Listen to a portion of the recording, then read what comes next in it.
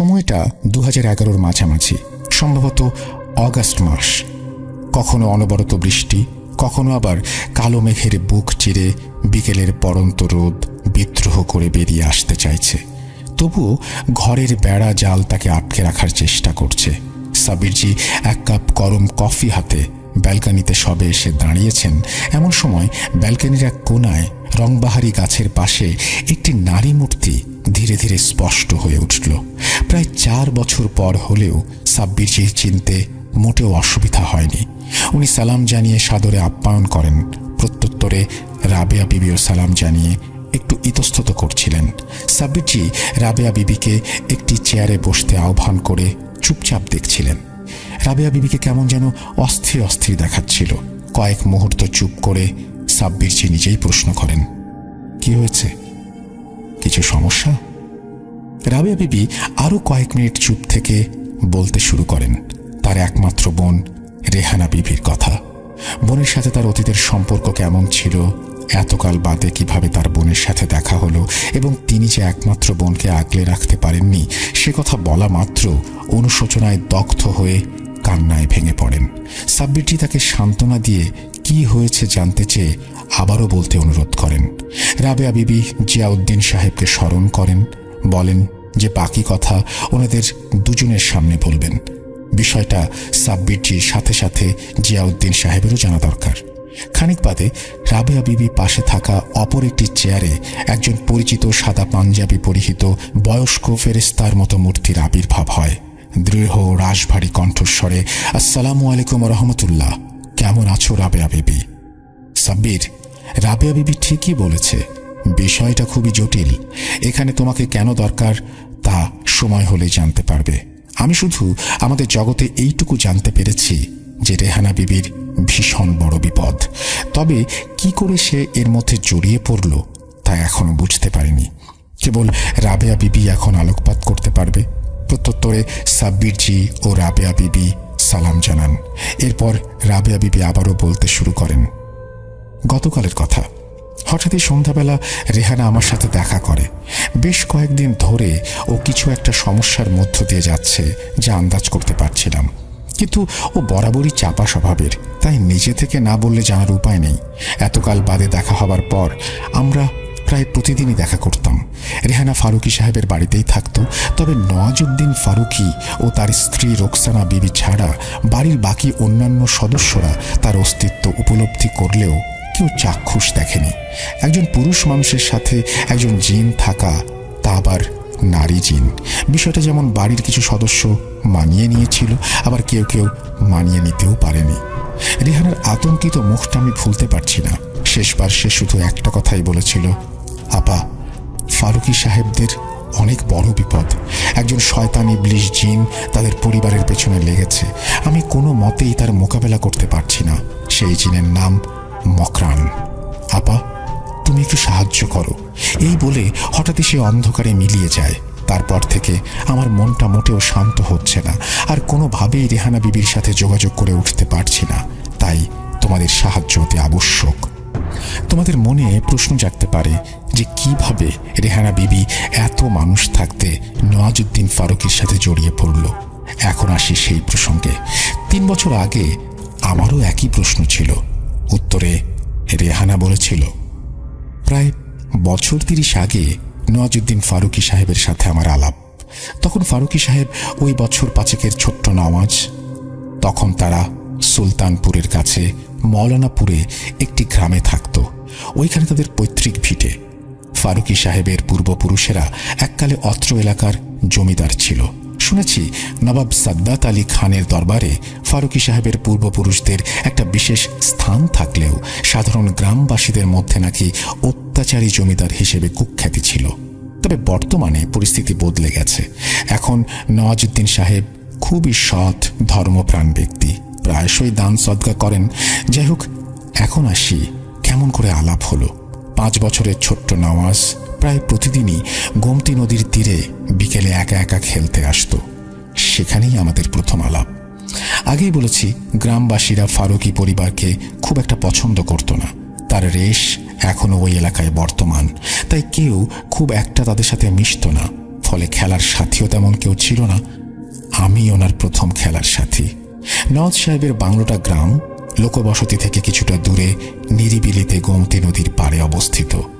বাড়িতে লোকজন বলতে ওনার আম্মা সহ জনা ৩-৪ কাজের লোক ও একজন ড্রাইভার। এখানে বলে রাখি, সেই সময় নওয়াজউদ্দিন সাহেবের আব্বা রিয়াজউদ্দিন সাহেব দ্বিতীয় স্ত্রীকে নিয়ে লখনউতে থাকতেন। তাদের ব্যবসা আদি সমস্ত লখনউতে।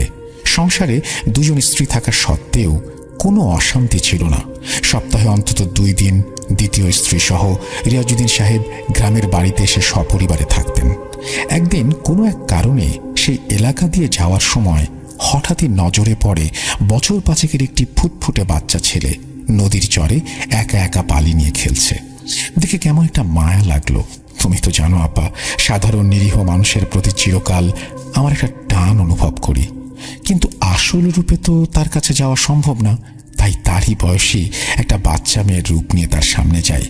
প্রথমটায় সে একটু অবাক হয়, তারপর আমি তার সাথে খেলতে চাইলে সে রাজি হয়ে যায়। এরপর থেকে প্রতিদিন আমরা একসাথে খেলাধুলা করতাম। ধীরে ধীরে একটা টান অনুভব করি এবং সেখানেই থেকে যাই। বেশ কিছুদিন কেটে যাওয়ার পর বিষয়টা বোধহয় নওয়াজউদ্দিন সাহেবের মা খেয়াল করেন। আসলে আমি শুধু নওয়াজউদ্দিন সাহেবকে দেখা দিতাম। তার আম্মা ভীষণ দুশ্চিন্তায় পড়ে যান। তিনি দেখতেন নওয়াজ সাহেব একা একাই কারোর সাথে কথা বলছেন, খেলছেন। এমনিতে নিরিবিলি এলাকা, পাশে রিয়াজউদ্দিন সাহেবদের পুরনো কবরস্থান, তাই ভেবেছিলেন হয়তো কোনো জিনের নজরে পড়েছে। রিয়াজউদ্দিন সাহেব গ্রামের বাড়িতে এলে তাকে সবকিছু জানানো হয়। সেই মতো উনি সুলতানপুর থেকে একজন বড় মাপের আলেম হুজুরকে নিয়ে আসেন। সেদিন আমি বেজির রূপে বাগানের আশেপাশে ঘুরে নজর রাখছিলাম। দেখলাম হুজুর আবে জমজমের পানি ছিটিয়ে কিছু তদবির করে সূরা পড়ে ছোট্ট নওয়াজকে ফু দিলেন। এরপর আরও কিছু সূরা পড়ে বাড়ির চারপাশের সীমানায় কিছু সাদা পাউডারের মতো ছড়াতে ছড়াতে বাগানের কাছে এসে থমকে যান। আমি তখন বেজি রূপে হাত 10 মতো দূরে এদিক ওদিক ছুটাছুটি করছি। উনি একজন পাক ধর্মপ্রাণ আলেম। জানতাম উনি আমায় দেখে চিনতে পেরেছেন। সঙ্গে সঙ্গে হুজুর সূরা পড়া বন্ধ করে তদবির থামান। রিয়াজউদ্দিন সাহেব হঠাৎ হুজুরকে থেমে যেতে দেখে জিজ্ঞেস করেন কি হয়েছে। জিজ্ঞেস করতে আলেম হুজুর বলেন, ফারুকী সাহেব, চিন্তা করবেন না। যে আপনার সন্তানের আশেপাশে ঘুরে বেড়ায় সে তার, এমনকি আপনার পরিবারের কারো কোনো ক্ষতি করবে না। উপরন্তু সে থাকলে আপনাদের ওপর কোনো বিপদ আসবে না ইনশাল্লাহ। এমনিতেই এলাকাটা শুনশান। অতীতে এই ভূমিতেই কত কিছু ঘটে গেছে তার সাক্ষী আপনার পূর্বপুরুষেরা। সে সমস্ত ঘটনা তো আপনি জানেন। আমার পরিবারের পূর্বপুরুষদের নেকদিল প্রচেষ্টায় সেই ইতিহাস আজ চাপা। তাই আমি বলছি, চিন্তার কোনো কারণ নেই। যেরকম চলছে চলতে দিন, এতে আপনার সন্তান সুরক্ষিত থাকবে। আর একটা কথা, এই বাস্তুতে কোনো সাপখোপ, বেজি, বিষধর বিছা, কোনো জন্তু জানোয়ার দেখলে হুট করে তাড়াবেন না, মারতে যাবেন না। যদি তা নিজে থেকে না সরে তাহলে আমি একটা সূরা বলে যাচ্ছি, আল্লাহর নাম করে সেটি পাঠ করবেন। আর কিছু করার দরকার নেই, সব ঠিক হয়ে যাবে ইনশাল্লাহ। এই বলে আলেম হুজুর সালাম জানিয়ে ফিরে যান। যাওয়ার সময় বাগানের পাশে কয়েক মুহূর্ত দাঁড়িয়ে আমার দিকে তাকিয়ে আল্লাহর নাম নিয়ে মৃদু হেসে চলে যান। হুজুর চলে গেলে বাড়ির সকলে কিছুটা স্বাভাবিক হলেও রিয়াজউদ্দিন সাহেবের ছোট স্ত্রী ফাতেমা বিবি মোটেও তাতে খুশি হলেন না। ওনার বক্তব্য, বাড়ির একমাত্র ছেলের ওপর জিনের নজর পড়েছে, তা সত্ত্বেও কি করে বাড়ির সবাই এত স্বাভাবিক আচরণ করতে পারে। এমনকি নওয়াজ সাহেবের আপন আম্মাকেও চুপ থাকতে দেখে ফাতেমা বিবি ভীষণ অবাক হয়ে বলেন, আপা, মাফ করবেন, পেটে ধরিনি তো কি হয়েছে? নাসরিনের মতো নওয়াজও আমার সন্তান। আমি চাই নওয়াজ লখনউতে এসে থাকুক, পড়াশোনা করুক, গ্রামে আর থাকতে হবে না। কোন জিনের নজরে পড়েছে কে জানে। ও হ্যাঁ, এখানে বলে রাখি, নাসরিন রিয়াজউদ্দিন সাহেবের দ্বিতীয় পক্ষের কন্যা সন্তান। তখন তার বয়স ওই বছর 1.5 মতো হবে। যাই হোক, ফাতেমা বিবির কথায় নওয়াজ সাহেবের আম্মা, এমনকি রিয়াজউদ্দিন সাহেবও রাজি হন না। নওয়াজ সাহেবের প্রাথমিক শিক্ষার পাশাপাশি মাদ্রাসায় তালিম সবই সুলতানপুরে চলছিল। তাই তাদের বক্তব্য, ছেলে আপাতত এখানেই থাকবে, পরে বড় হলে তখন উচ্চ শিক্ষার জন্য না হয় লখনউ যাবে। এতে ফাতেমা বিবি অসন্তুষ্ট হলেও এই বাড়িতে রিয়াজউদ্দিন সাহেবের ওপর কেউ কথা বলে না। এরপর প্রায় 1 মাস কেটে যায়। রাগ করে কিনা জানি না, রিয়াজউদ্দিন সাহেব সপ্তাহান্তে গ্রামের বাড়ি এলেও ফাতেমা বিবি আসতেন না। শেষে নওয়াজ সাহেবের জোড়াজুড়িতেই ওনার আদরের ছোট আম্মি মানে ফাতেমা বিবি 1 মাস পরে গ্রামের বাড়িতে আসেন। সময়টা তখন শীতকালের মাঝামাঝি, সন্ধ্যা একটু তাড়াতাড়ি নেমে আসে। আমরা বরাবরের মতো নদীর চর থেকে খেলে ফিরছিলাম। বাড়ির গেটের কাছটায় ফুল পাতাবাহারের ঝোপের কাছে গুমট অন্ধকারের মধ্য থেকে হঠাৎই একটি প্রকাণ্ড আধারের চেয়েও কুচকুচে কালো সাপ বেরিয়ে এসে নওয়াজ সাহেবকে ছবল মারতে চায়। আমি তৎক্ষণাৎ নওয়াজ সাহেবকে দূরে ঠেলে দিয়ে ওর সামনে গিয়ে দাঁড়াই। আমি নিজে বুঝে গিয়েছিলাম সেটি কোনো সাধারণ সাপ নয়, একটি নির্দিষ্ট শয়তান খবিশ জিন। বিভৎস চেহারা, কালো শরীরে চোখ মুখের কোনো অস্তিত্ব নেই, সমগ্র শরীর লোমে ঢাকা। তার সাথে আমার তুমুল দ্বন্দ্ব বাঁধে। চিৎকার হুটুপুটির শব্দে বাড়ির সবাই বেরিয়ে আসে।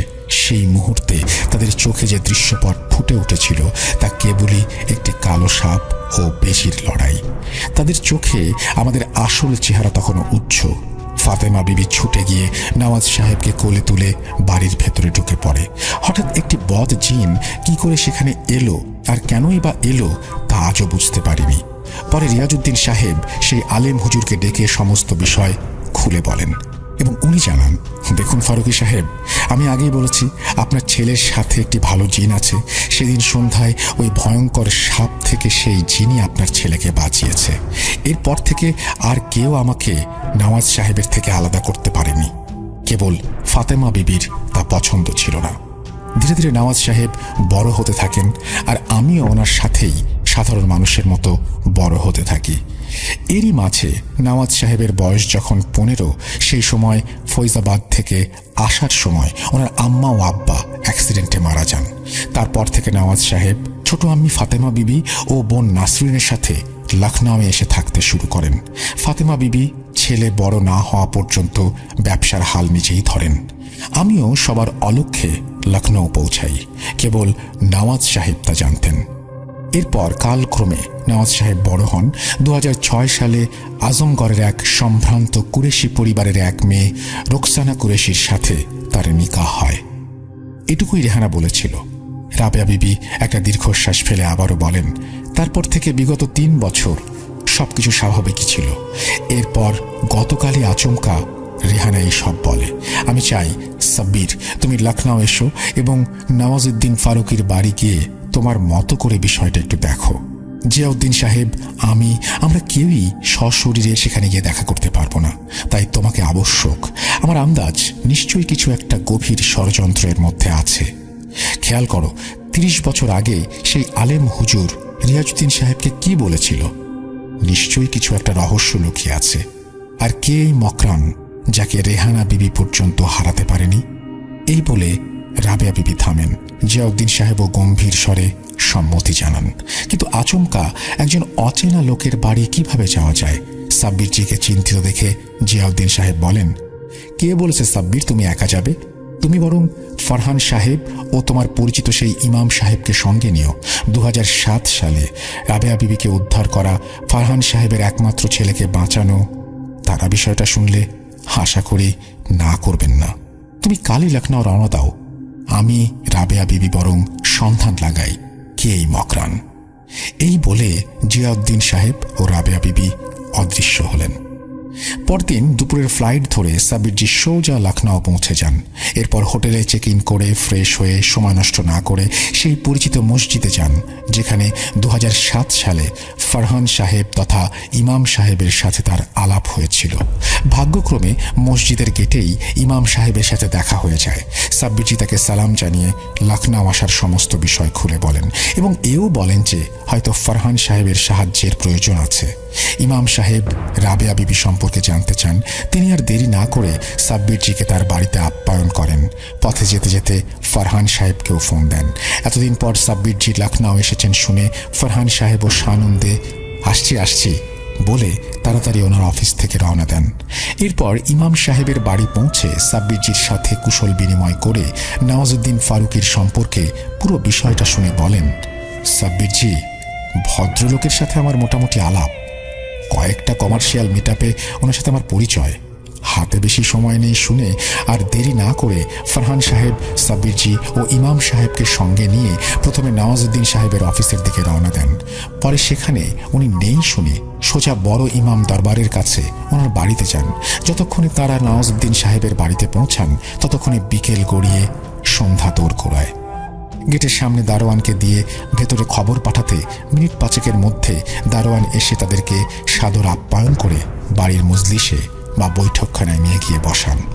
একদিকে খোলা ছাদ, যা থেকে রংবাহারি ফুলের লতা উন্মুক্ত কেশের মতো ঝুলছে। আসলে সেটিকে বাড়ি বললে অপমান করা হবে।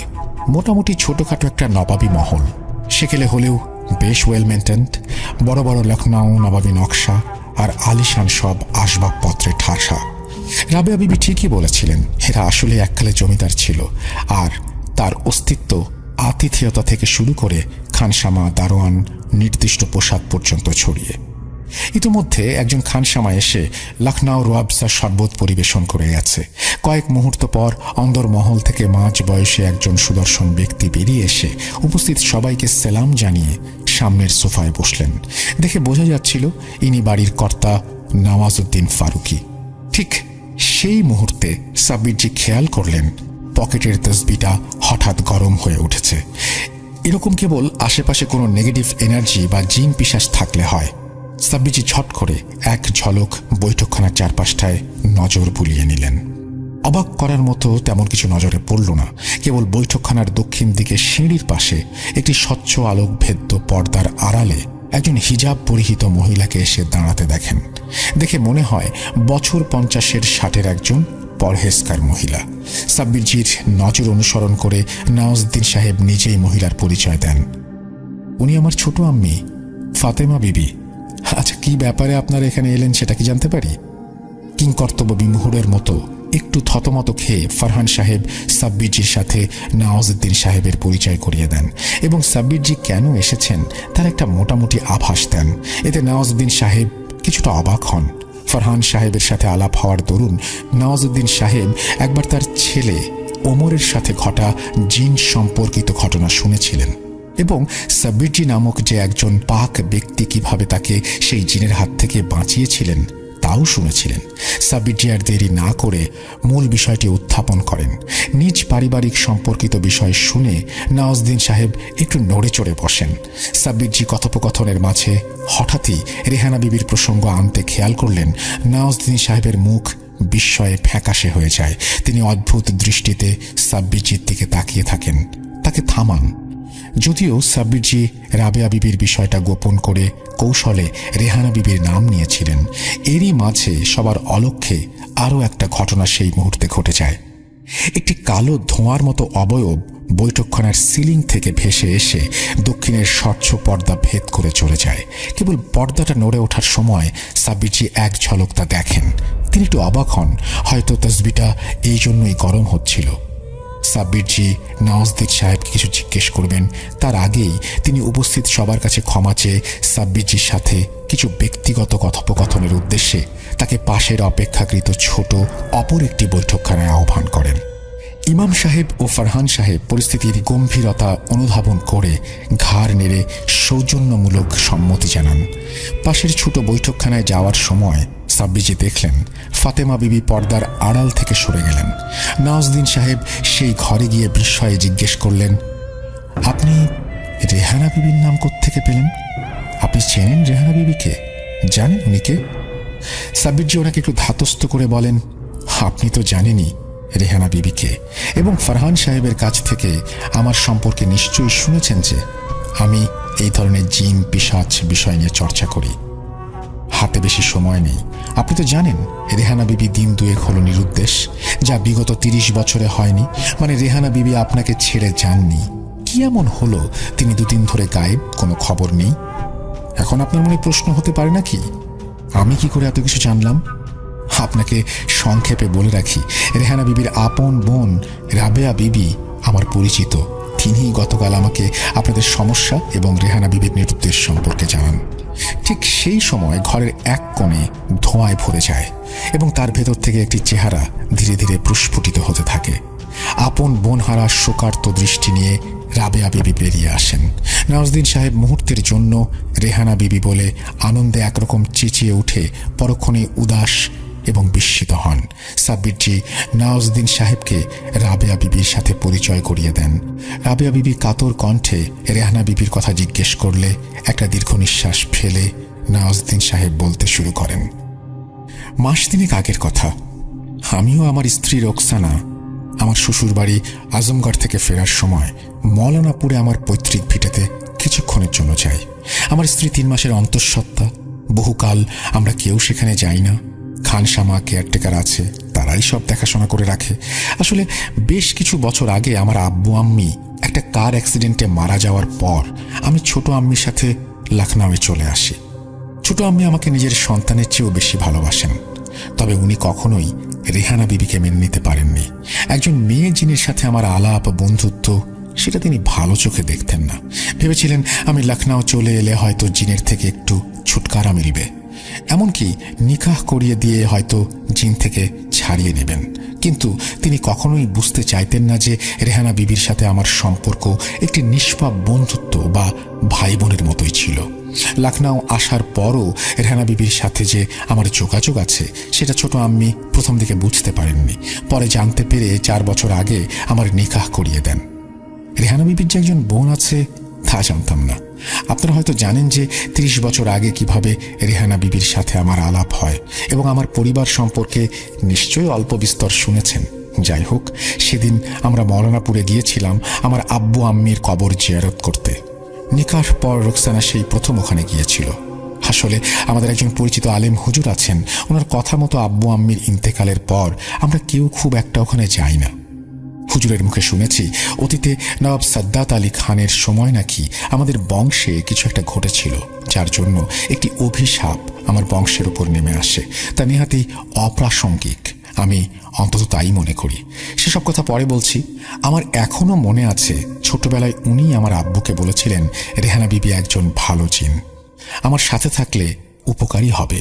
রেহানা বিবি হয়তো বা আপনাদের বলেছেন। আমরা সেদিন 2:15 নাগাদ সেখানে পৌঁছাই। কথা ছিল কবর জিয়ারত করে সন্ধ্যার মধ্যে লখনউ ফিরে যাব, তাই ছোট আম্মিকে জানাইনি। আর ছোট আম্মি জানলে আমাদের কখনোই সেখানে যেতে দিতেন না।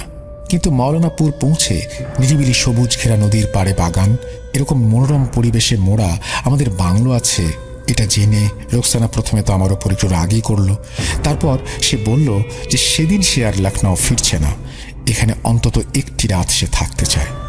আমারও খুব ইচ্ছে করে মাঝে মাঝে সেখানে যেতে, কিন্তু ছোট আম্মির জন্য সেটা হয়ে উঠছিল না। কবে কোন কালে অতীতে কি ঘটেছে তার জন্য আমরা কেন সফর করব। এমনিতেই মৌলানাপুর গোমতী নদীর পাড় আমার ভীষণ পছন্দের।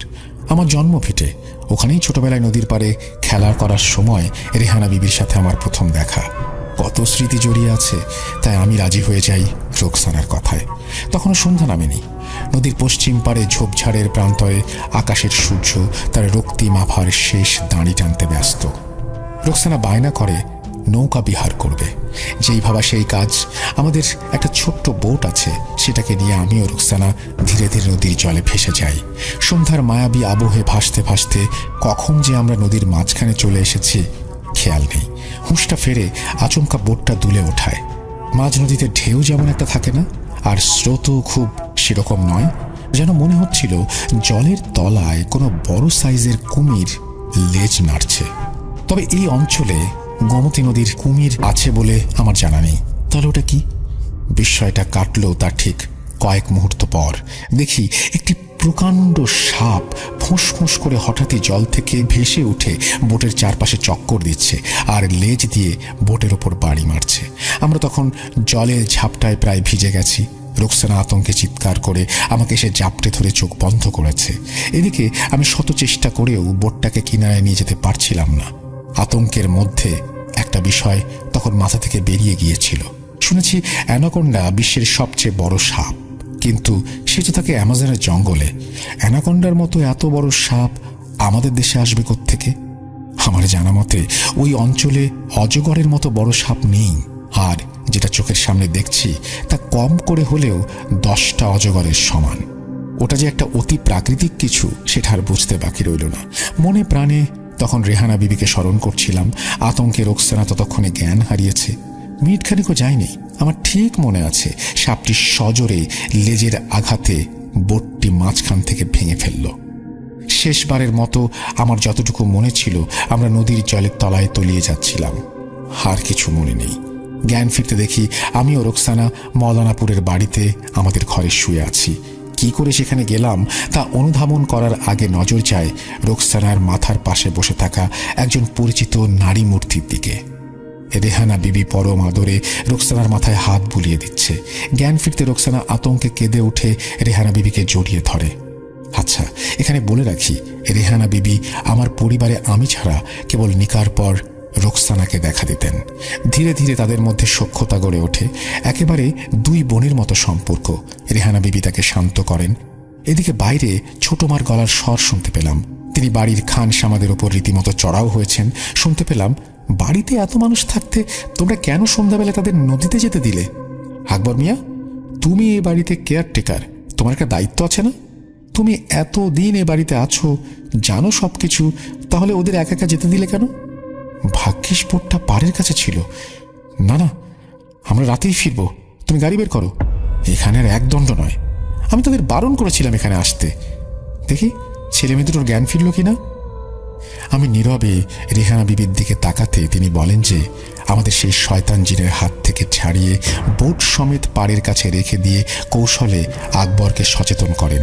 তখন আকবর মিয়া এসে নদীর পাড়ে বোটের মধ্যে আমাদের অচৈতন্য অবস্থায় পড়ে থাকতে দেখে খানসামাদের ডেকে ধরাধরি করে নিয়ে আসে এবং এখানে এসে শুইয়ে দেয়।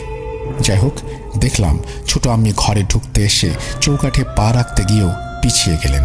এরপর দরজার বাইরে থেকে গম্ভীর স্বরে বললেন, নওয়াজ, নওয়াজ, গাড়ি রেডি, বৌমাকে নিয়ে এসো, আমরা এক্ষুনি লখনউ রওনা দেব, আর এক মুহূর্ত এখানে নয়। আমি সেদিন সুবোধ বালকের মতো শুধু ঘাড় নেড়ে সম্মতি জানিয়েছিলাম, না বলার সাহস পাইনি। আসলে আম্মি আব্বু মারা যাবার পর তিনিই আমাকে কোলে পিঠে করে মানুষ করেছেন। এমনকি আপন মেয়ে নাসরিনকেও ততটা যত্ন করেননি যতটা আমায় করেছেন। ছোট আম্মির ঘরে না ঢোকার কারণটা আমি জানতাম। রেহানা বিবিকে না দেখতে পেলেও অনুভব করতে পারতেন। ছোট থেকেই দেখেছি উনি কখনোই তাকে মানতে পারেননি। উনি বুঝতে পেরেছিলেন সেই মুহূর্তে রেহানা বিবি ঘরে আছে, তাই উনি ঘরে প্রবেশ করেননি। ফিরে আসার পর থেকে সবকিছু মোটামুটি স্বাভাবিক ছিল। হপ্তা দুয়েক থেকে নতুন করে কিছু সমস্যা দেখা দিল রোকসানার সাথে। ঠিক সেই সময় সাব্বিজি লক্ষ্য করলেন একজন হিজাব পরিহিত গর্ভবতী নারী খানসামার সহযোগিতায় বাইরে বৈঠকখানায় ফারহান সাহেব ও ইমাম সাহেবকে চা জল খাবার পরিবেশন করছেন এবং ভেতরের বৈঠকখানায় এসে তাকে ও নওয়াজউদ্দিন সাহেবকে চা জল খাবার পরিবেশন করলেন। নওয়াজউদ্দিন সাহেব সাব্বিজির সাথে তার পরিচয় করিয়ে দেন এবং ধীর স্বরে সাব্বিজির আসল পরিচয় তাকে দেন। তিনি আসলে নওয়াজউদ্দিন সাহেবের স্ত্রী রোকসানা বিবি। সাব্বিরজিকে সেলাম জানিয়ে নওয়াজউদ্দিন সাহেবের কথায় তার পাশে বসলেন। সাব্বিরজিও তাকে প্রত্যুত্তরে সেলাম জানিয়ে নওয়াজউদ্দিন সাহেবের অনুমতি নিয়ে গত 2 সপ্তাহে কি ঘটেছিল জানতে চান। রাবেয়া বিবি পাশেই ছিলেন। রোকসানা বিবি তাকে দেখে নওয়াজউদ্দিন সাহেবের মতো ভুল করে রেহানা বিবি ভাবেন। পরে ভুল ভাঙতে তিনি উদাস হয়ে পড়েন। এরপর ধীর সুরে বলেন, মৌলানাপুর থেকে ফেরার পর হপ্তা দুয়েক আর কিছু ঘটেনি। রেহানা আপা সারাক্ষণ ছায়ার মতো আমার সাথে থাকতেন। এমনকি আমি কোনো কিছু খাওয়ার আগে তিনি চেখে দেখতেন। তিনি নাকি কিছু একটা বিপদের গন্ধ পাচ্ছিলেন। হপ্তা দুয়েক আগে হঠাৎই মাঝ রাতে বিভৎস একটা স্বপ্ন দেখে উঠে পড়ি। নওয়াজ সাহেব সেদিন ব্যবসার জন্য মুম্বাই গিয়েছিলেন। রেহানা আপা সঙ্গে ছিলেন। ঘুম থেকে উঠে আতঙ্কে চিৎকার করতে গিয়েও কাঠ হয়ে যায়। দরজার বাইরে দুটো ছায়ামূর্তির হুটুপুটি প্রতিফলন দরজার কাচের ওপর ফুটে উঠেছে। ছায়ার আকারে বুঝতে পারছিলাম একটি নারী, অপরটি তার দ্বিগুণ উচ্চতার দানবাকৃতির ছায়ামূর্তি। বেশ কিছুক্ষণ হুটুপুটির পর দরজা খুলে যায়। দেখি চুল এলোমেলো, কাটা ছেঁড়া শরীরে বিভৎস অবস্থায় রেহানা আপা ঘরে ঢুকলেন। আমি তার এই অবস্থা দেখে কান্নায় ভেঙে পড়ি, জড়িয়ে ধরি তাকে। খানিক বাদে দুজনে একটু ধাতস্থ হওয়ার পর আমি আপাকে স্বপ্নের কথা বলি। আমি স্বপ্ন দেখি গভীর রাতে মলনাপুরে সেই গোমতী নদীর তীরে আমি একা দাঁড়িয়ে। এমন সময় ভূমিকম্পের মতো মাটি কাঁপতে থাকে, আকাশ বাতাস কাঁপিয়ে প্রবল শব্দে ফোঁস ফোঁস করতে করতে সেই বিশাল আকার কালো সাপটি পাড়ের একটি গর্ত থেকে বেরিয়ে এসে লেজ দিয়ে আমাকে পেঁচিয়ে টানতে টানতে নদীর কাছে নিয়ে যায়। সেই ফোঁস ফোঁস শব্দের মধ্যে দূর থেকে কেউ গর্জন করে বলেছিল, জানের বদলে জান চাই, এই বংশের বাতিনি ভাই। এভাবে ক্রমাগত বলে চলছিল। মাঝ নদীতে যখন আমি জলে হাবুডুবু খাচ্ছি, ঠিক তখনই অনুভব করলাম সাপটা মাথা ঘুরিয়ে সোজা আমার পেটে কামড় বসায়। আর তখনই আমি চিৎকার দিয়ে উঠি। এরপর থেকে আমি স্বপ্নটা দেখতে শুরু করলাম। রেহানা আপা ভীষণ চিন্তায় পড়ে যান। এরপর থেকে রাতে যখনই ঘুম ভেঙেছে, দেখি রেহানা আপা আমাকে পাহারা দিচ্ছেন। দিন চারেক আগে ছোট আম্মি পানি পড়া নিয়ে এসে আমাকে খেতে দেন। আমি আগেই বলেছি, রেহানা আপা আমি যা কিছু খাই না কেন তা চেক করেন, কিন্তু সেদিন তিনি তা করতে পারেননি। আসলে ছোট আম্মি আমার ভালোর জন্য এনেছেন, তা চেক করার জন্য তাকে দিয়ে তো আর অপমান করতে পারি না। যাই হোক, তারপর থেকে আশ্চর্যজনকভাবে সবকিছু স্বাভাবিক হয়ে যায়। মানে আমি স্বপ্ন টপ্ন আর দেখি না। মনের মধ্যে যে ভয় কাজ করত সেটাও স্বাভাবিক হয়। তার একদিন পর থেকেই হঠাৎই আর রেহানা আপাকে দেখতে পাই না। আমি নওয়াজ সাহেব তাকে স্মরণ করা সত্ত্বেও তিনি আজ পর্যন্ত আসেননি। এই বলে রোকসানা বিবি থামেন। সবই তো শোনা হলো, কিন্তু কলকাতা থেকেই একটা প্রশ্ন সাব্বিরজির মাথায় ঘুরপাক খাচ্ছিল। নওয়াজউদ্দিন সাহেবের পরিবারে কি এমন ইতিহাস আছে যার জন্য তাদের মৌলানাপুর ছেড়ে লখনউ চলে আসতে হলো? সেই উত্তর তখনও জানা হয়নি। রেহানা বিবি যে কোনো বিশাল শয়তানের চঙ্গুলে পড়েছেন তা পরিষ্কার। সাব্বিরজি কয়েক মুহূর্ত চুপ থেকে নওয়াজউদ্দিন সাহেবকে জিজ্ঞেস করেন যে অতীতে কি ঘটেছিল। নওয়াজউদ্দিন সাহেব একটু ইতস্তত করে জানান যে সেই ইতিহাস তিনি নিজেও জানেন না। কোনো এক কারণে তাকে জানানো হয়নি। এমনকি ছোট আম্মি ফাতেমা বিবিও জানেন না। তবে নওয়াজউদ্দিন সাহেব বলেন, আমাদের সেই পরিচিত আলেম হুজুর জানেন, কিন্তু বহু বছর তার সাথে কোনো যোগাযোগ নেই। আমার নিকার সময় দাওয়াত দিতে গিয়ে জানতে পারি তেনারা সুলতানপুর ছেড়ে ফৈজাবাদে শিফট করেছেন, নিকাহতে আসেননি। সবকিছু শুনে সাব্বিরজি বললেন যে তিনি একবার তাঁর সাথে দেখা করতে চান। ফৈজাবাদের ঠিকানাও নেন। এরপর নওয়াজউদ্দিন সাহেবকে বলেন, বিপদ কি এবং কোত্থেকে আসছে এখনো বুঝতে পারছি না, তবে রোকসানা জির ওপর কোনো এক ভয়ঙ্কর শয়তান জিনের নজর পড়েছে সেটা নিশ্চিত। রেহানা বিবির গায়েব হয়ে যাওয়াটা কোনো স্বাভাবিক বিষয় মনে হচ্ছে না। আপনি এক কাজ করুন, রোকসানাজিকে কালই আপনার শ্বশুর বাড়ি পাঠিয়ে দিন। যতদিন না ঝামেলা মিটছে উনি যেন সেখানেই থাকেন। চিন্তা করবেন না, রাবেয়া বিবি রেহানা বিবির আপন বোন, বড় বোন। উনি ঠিক রেহানা বিবির মতো রোকসানাজিকে আগলে রাখবেন। আরেকটা বিষয়, কেন হঠাৎ রোকসানাজিকে তার বাপের বাড়ি পাঠাচ্ছেন সে কথা এই ঘরে উপস্থিত ব্যক্তি ছাড়া কেউ যেন জানতে না পারে। রাবেয়া বিবির ব্যাপারে কাউকে জানাবেন না, এমনকি ফাতেমা বিবি সহ বাড়ির অন্য সদস্যদেরও নয়।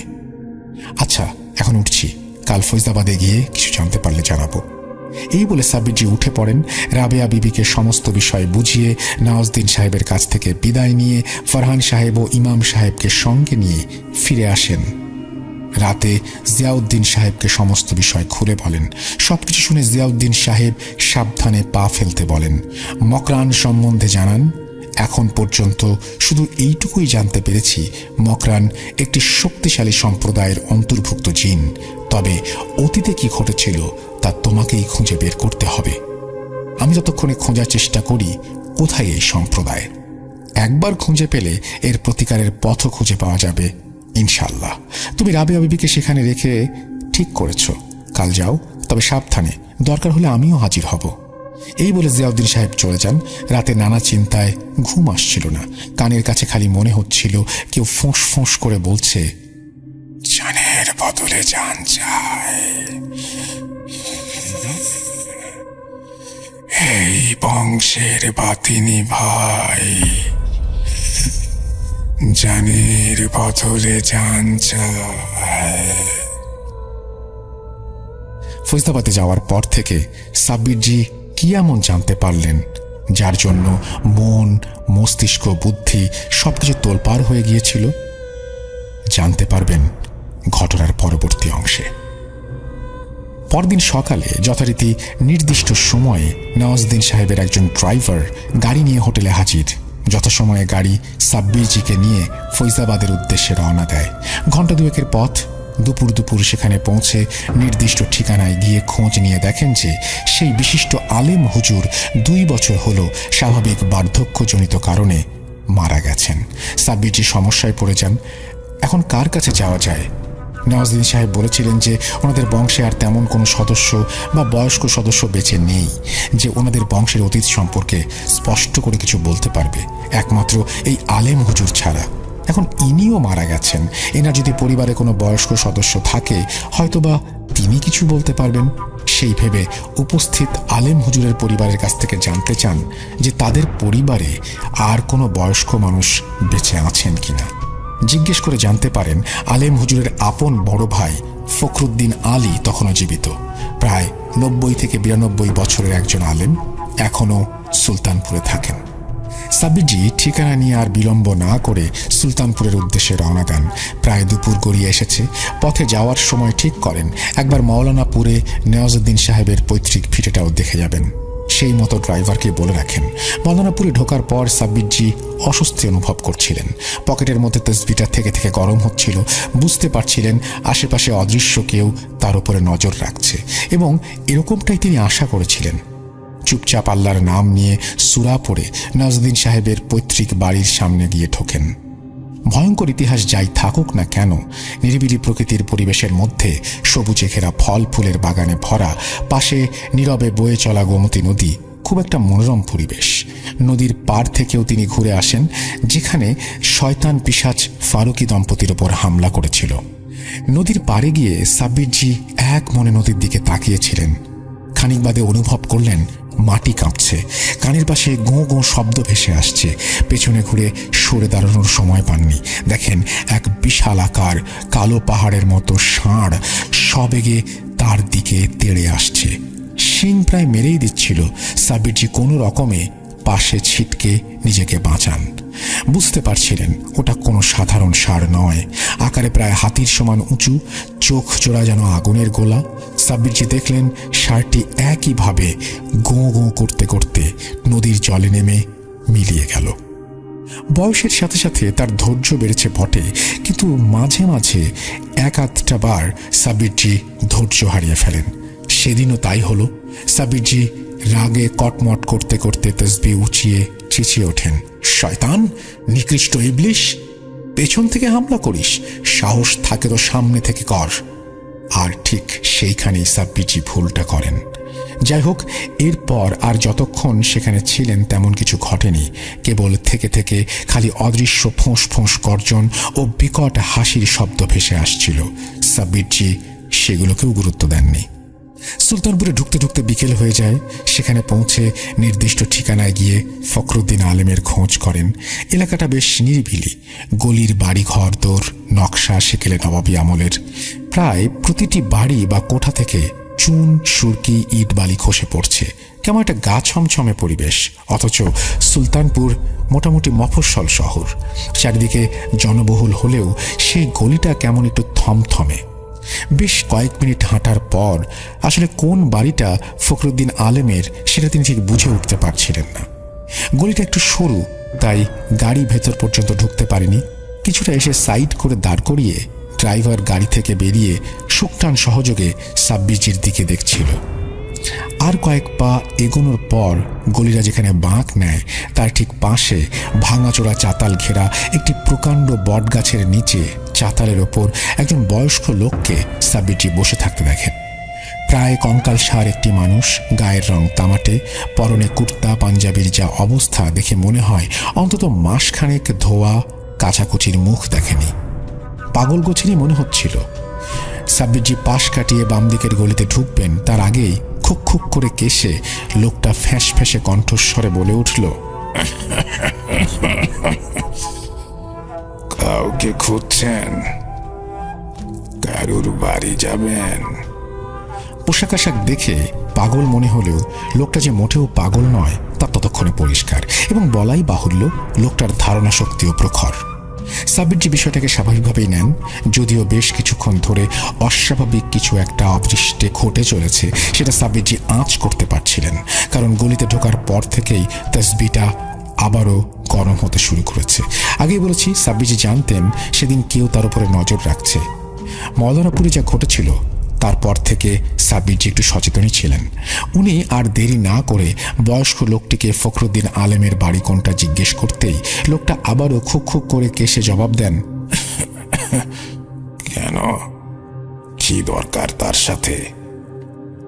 বহুকাল কেউ খবর নেয় না, আজ তুমি খোঁজ নিচ্ছ? কে তুমি? সাব্বিরজি কিছুটা বিস্মিত হন। লোকটা এবার গম্ভীর গলায় বলে ওঠেন, আমিই ফখরুদ্দিন আলী। কি চাই তোমার আমার কাছে? এই জন্য মেঘ না চাইতেই বৃষ্টি। সাব্বিরজি এতক্ষণ ধরে যাকে খুঁজছেন সে কিনা তার সামনে বসে। ব্যাপারটা অতি সহজেই ঘটে গেল কিনা। সাব্বিরজি আর দেরি না করে নিজের পরিচয় দিয়ে কি জন্য তার কাছে এসেছেন তা সবিস্তারে খুলে বলেন। ফখরুদ্দিন আলেম নওয়াজউদ্দিন সাহেবের কথা শুনেই খিঁচিয়ে ওঠেন। চোখে মুখে শত সহস্র বছরের রাগ ক্ষোভের বলিরেখা ফুটে ওঠে। সাব্বিরজি বেগতিক দেখে তাকে শান্ত করার চেষ্টা করে সেখানে তার আসার আসল কারণটা জাহির করেন। নওয়াজউদ্দিন সাহেবের পরিবারের ইতিহাস সম্পর্কে কেউ জানতে এসেছে শুনে ফখরুদ্দিন আলেম কিছুটা অবাক হন। এরপর কয়েক মুহূর্ত চুপ থেকে ধীর স্বরে বলতে শুরু করেন, কি জানতে চাও ফারুকি পরিবারের সম্বন্ধে? তাদের জঘন্য ইতিহাস তুমি কি জানো? এককালে তারা কতটা নৃশংস ছিল। নবাব সাদ্দাত আলী খানের সময়কার কথা আমার দাদাজানের মুখে শুনেছি। তখন মৌলানাপুরে একজন বিশিষ্ট ধর্মপ্রাণ জমিদারের রাজত্ব ছিল। ফারুকিদের দাপট তখন মৌলানাপুরে ছিল না। ব্যবসাপত্র প্রতিপত্তি ছিল বটে, তবে তাদের কোনো জমিদারিত্ব ছিল না। সেই ধর্মপ্রাণ জমিদার পরিবারের যেমন সুনাম ছিল এলাকায়, তার ঠিক উল্টো ফারুকি পরিবারের খুবই দুর্নাম ছিল এলাকায়। সুদের ওপর ব্যবসা, নানাভাবে ঠকিয়ে মানুষের জমি বাড়ি দখল করে নেয়া, এসব তো ছিলই। তার ওপর ছিল নিরীহ মানুষদের ওপর অত্যাচার। জমিদারের কাছে নালিশ করতে গেলে তিনি ফারুকি পরিবারের ওপর কড়া সিদ্ধান্ত নিতে প্রস্তুত হন। বিষয়টা নবাবকেও জানান। আর বিপত্তিটা ঠিক সেখানেই। ফারুকি পরিবারের পূর্বপুরুষেরা জমিদারকে উৎখাত করতে নানা কৌশল আঁটতে শুরু করে। আসলে জমিদার ছিল বিধর্মী, তাই নবাবের কাছে নালিশ করতে গেলেও তার বিচার হয়নি। এইভাবে বেশ কয়েক বছর চলার পর যখন নালিশের পরিমাণ ধীরে ধীরে বাড়তে থাকে, তখন ফারুকি পরিবারের পূর্বপুরুষেরা একটি নৃশংস সিদ্ধান্ত নিয়ে বসে। সেই জমিদার পরিবারকে তারা সরানোর জন্য প্রস্তুতি নেয়। কিন্তু সরাসরি কিছু করতে গেলে গ্রামবাসীরা বিদ্রোহ করে উঠবে, তাই তারা একটি নিকৃষ্ট তান্ত্রিকের সাহায্য নেয়। তান্ত্রিকের কথা মতো একটি বিশেষ অমাবস্যায় শিরক কাজ করে। তৎকালীন জমিদারের একমাত্র 5 বছরের সন্তানকে শয়তানের সামনে বলি দিয়ে একটি ভয়ঙ্কর জিনকে প্রেরণ করে সেই জমিদার পরিবারকে শেষ করে দেওয়ার জন্য। এবং সেটাই ঘটে। কয়েক সপ্তাহের মধ্যেই নানাবিধ অসুখে এবং সাপের কামড়ে জমিদার পরিবার শেষ হয়ে যায়। আগেই বলেছি, ফারুকির পরিবারের পূর্বপুরুষেরা নবাবের খুবই স্নেহভাজন ছিল, তাই গ্রামের হাল ধরতে নবাবের পৃষ্ঠপোষকতায় ফারুকি পরিবার এই এলাকার জমিদার হয়ে ওঠে। এখানে ক্ষান্ত হয়নি তারা, আরও প্রতিপত্তি, ক্ষমতার লোভে সেই ভয়ঙ্কর জিনকে তারা চেষ্টা করে বশে আনতে। সেই মতো আবারও তান্ত্রিককে ডাকে। তান্ত্রিকটি প্রথমে রাজি হয় না, কিন্তু কিছু টাকার লোভে শেষমেশ রাজি হয় এবং যথারীতি বিভিন্ন রকম অপতন্ত্রের দ্বারা তান্ত্রিকটি একটি পন্থা বের করে। জিনটিকে বশে আনার জন্য তান্ত্রিকের কথায় ফারুকি পরিবারের পূর্বপুরুষদের মধ্যে একজন মৌলানাপুরের গোমতী নদীর পশ্চিম পারে গিয়ে নির্দিষ্ট জায়গা থেকে একটি বিষধর সাপকে ধরে নিয়ে আসে। আসলে সাপরূপী জিনটি ছিল সেই ভয়ঙ্কর মকরান জিনের সন্তান। তাকে মন্ত্র বলে বন্দি করে মকরানকে তারা বশে আনে, তবে তা সাময়িক সময়ের জন্য। নিকৃষ্ট কার্য সিদ্ধি করে জিনটিকে দিয়ে। এভাবে বেশ কয়েক বছর কেটে যায়। স্বাভাবিক নিয়মে তান্ত্রিকটি মারা যাওয়ার পর মকরান মুক্ত হয়ে যায়। কিন্তু বিপত্তিটা ঘটে বন্দি অবস্থায় মকরানের সন্তান জিন মারা যাওয়ায়। ভয়ঙ্কর মকরান জিন রাগে ফেটে পড়ে এবং সেই কোপ ফারুকি পরিবারের ওপর এসে পড়ে। সে প্রতিজ্ঞা করে ফারুকি পরিবারকে নির্বংশ করবে। সেই মতো পরবর্তী প্রজন্মে ফারুকি পরিবারে কোনো সন্তান বেঁচে থাকতো না। জন্ম হওয়ার আগে গর্ভাবস্থায় মকরান জিন তাদের মেরে ফেলত। এইভাবে চললে নির্বংশ হয়ে যাবে ভেবে ফারুকি পরিবারের পূর্বপুরুষেরা আমাদের পরিবারের পূর্বপুরুষের সাথে যোগাযোগ করে। তখন বিশিষ্ট আলেম হিসেবে আমাদের পরিবারের বেশ পরিচিতি ছিল, তা আজও আছে। যদিও আমার পরিবার জানত ফারুকি পরিবারের নৃশংসতা সম্পর্কে, তবুও জমিদারের আদেশ অমান্য করা যাবে না। তাই আমাদের পরিবারের একজন বয়স্ক আলেম মওলানাপুরে যায় এবং বিশিষ্ট পদ্ধতিতে তদবির করে ভয়ঙ্কর মকরান জিনকে বন্দি করে তাদের পরিবারের কবরস্থানের পেছনের করে পুঁতে রাখে। তারপর থেকে ফারুকি পরিবারের আর কোনো সন্তান মারা যায়নি। শুনেছি আবারও নাকি সেই জিন মুক্ত হয়েছে এবং আবারও সে তার ধ্বংসলীলায় মেতে উঠেছে। এখন ফারুকি পরিবারের বংশকে আর কেউ বাঁচাতে পারবে না। জানের বদলে জান চাই, এই বংশের বাতিনি ভাই। এই বলে ফখরুদ্দিন আলেম থামেন। ব্যাপারটা কি নেহাতি কাকতালীয়? শুনছেন সুকান্ত মাইতির পাঠানো দীর্ঘতম ঘটনা। অর্ধেক মাত্র শেষ হয়েছে, বাকি অর্ধেক এখনো বাকি আছে। আপনারা আমাদের সঙ্গেই থাকুন। আশা করছি প্রথম থেকে শেষ পর্যন্ত এই ঘটনাটি আপনাদের ভালো লাগবে। মুহূর্তে মুহূর্তে যে টুইস্টগুলো রয়েছে সেগুলো আপনারা উপভোগ করবেন। তাহলে শুরু করা যাক। নেহাতি কাকতালীয় নাকি ফখরুদ্দিন আলেম সুলতানপুরে বসে লখনউ ও মৌলানাপুরে কি ঘটছে তা জেনে ফেললেন? বিষয়টা হজম হওয়ার মতো নয়। সাব্বিরজির সন্দেহটা প্রথম থেকেই হচ্ছিল, কারণ সেই জায়গায় আসার পর থেকেই তসবিটা সমানে গরম হচ্ছিল। এবারে সাব্বিরজি গলার স্বর কিছুটা গম্ভীর করে ফখরুদ্দিন আলেমকে প্রশ্ন করলেন, ফারুকি পরিবারের পূর্বপুরুষেরা অন্যায় করেছে, তার সাজা তার বর্তমান পরিবারকে কেন দিচ্ছ? সঙ্গে সঙ্গে চারিদিকের পরিবেশটা তোলপাড় হয়ে যায়। শয়তান মকরান জিন তার আসল রূপ নেয়। সে কি ভয়ঙ্কর রূপ!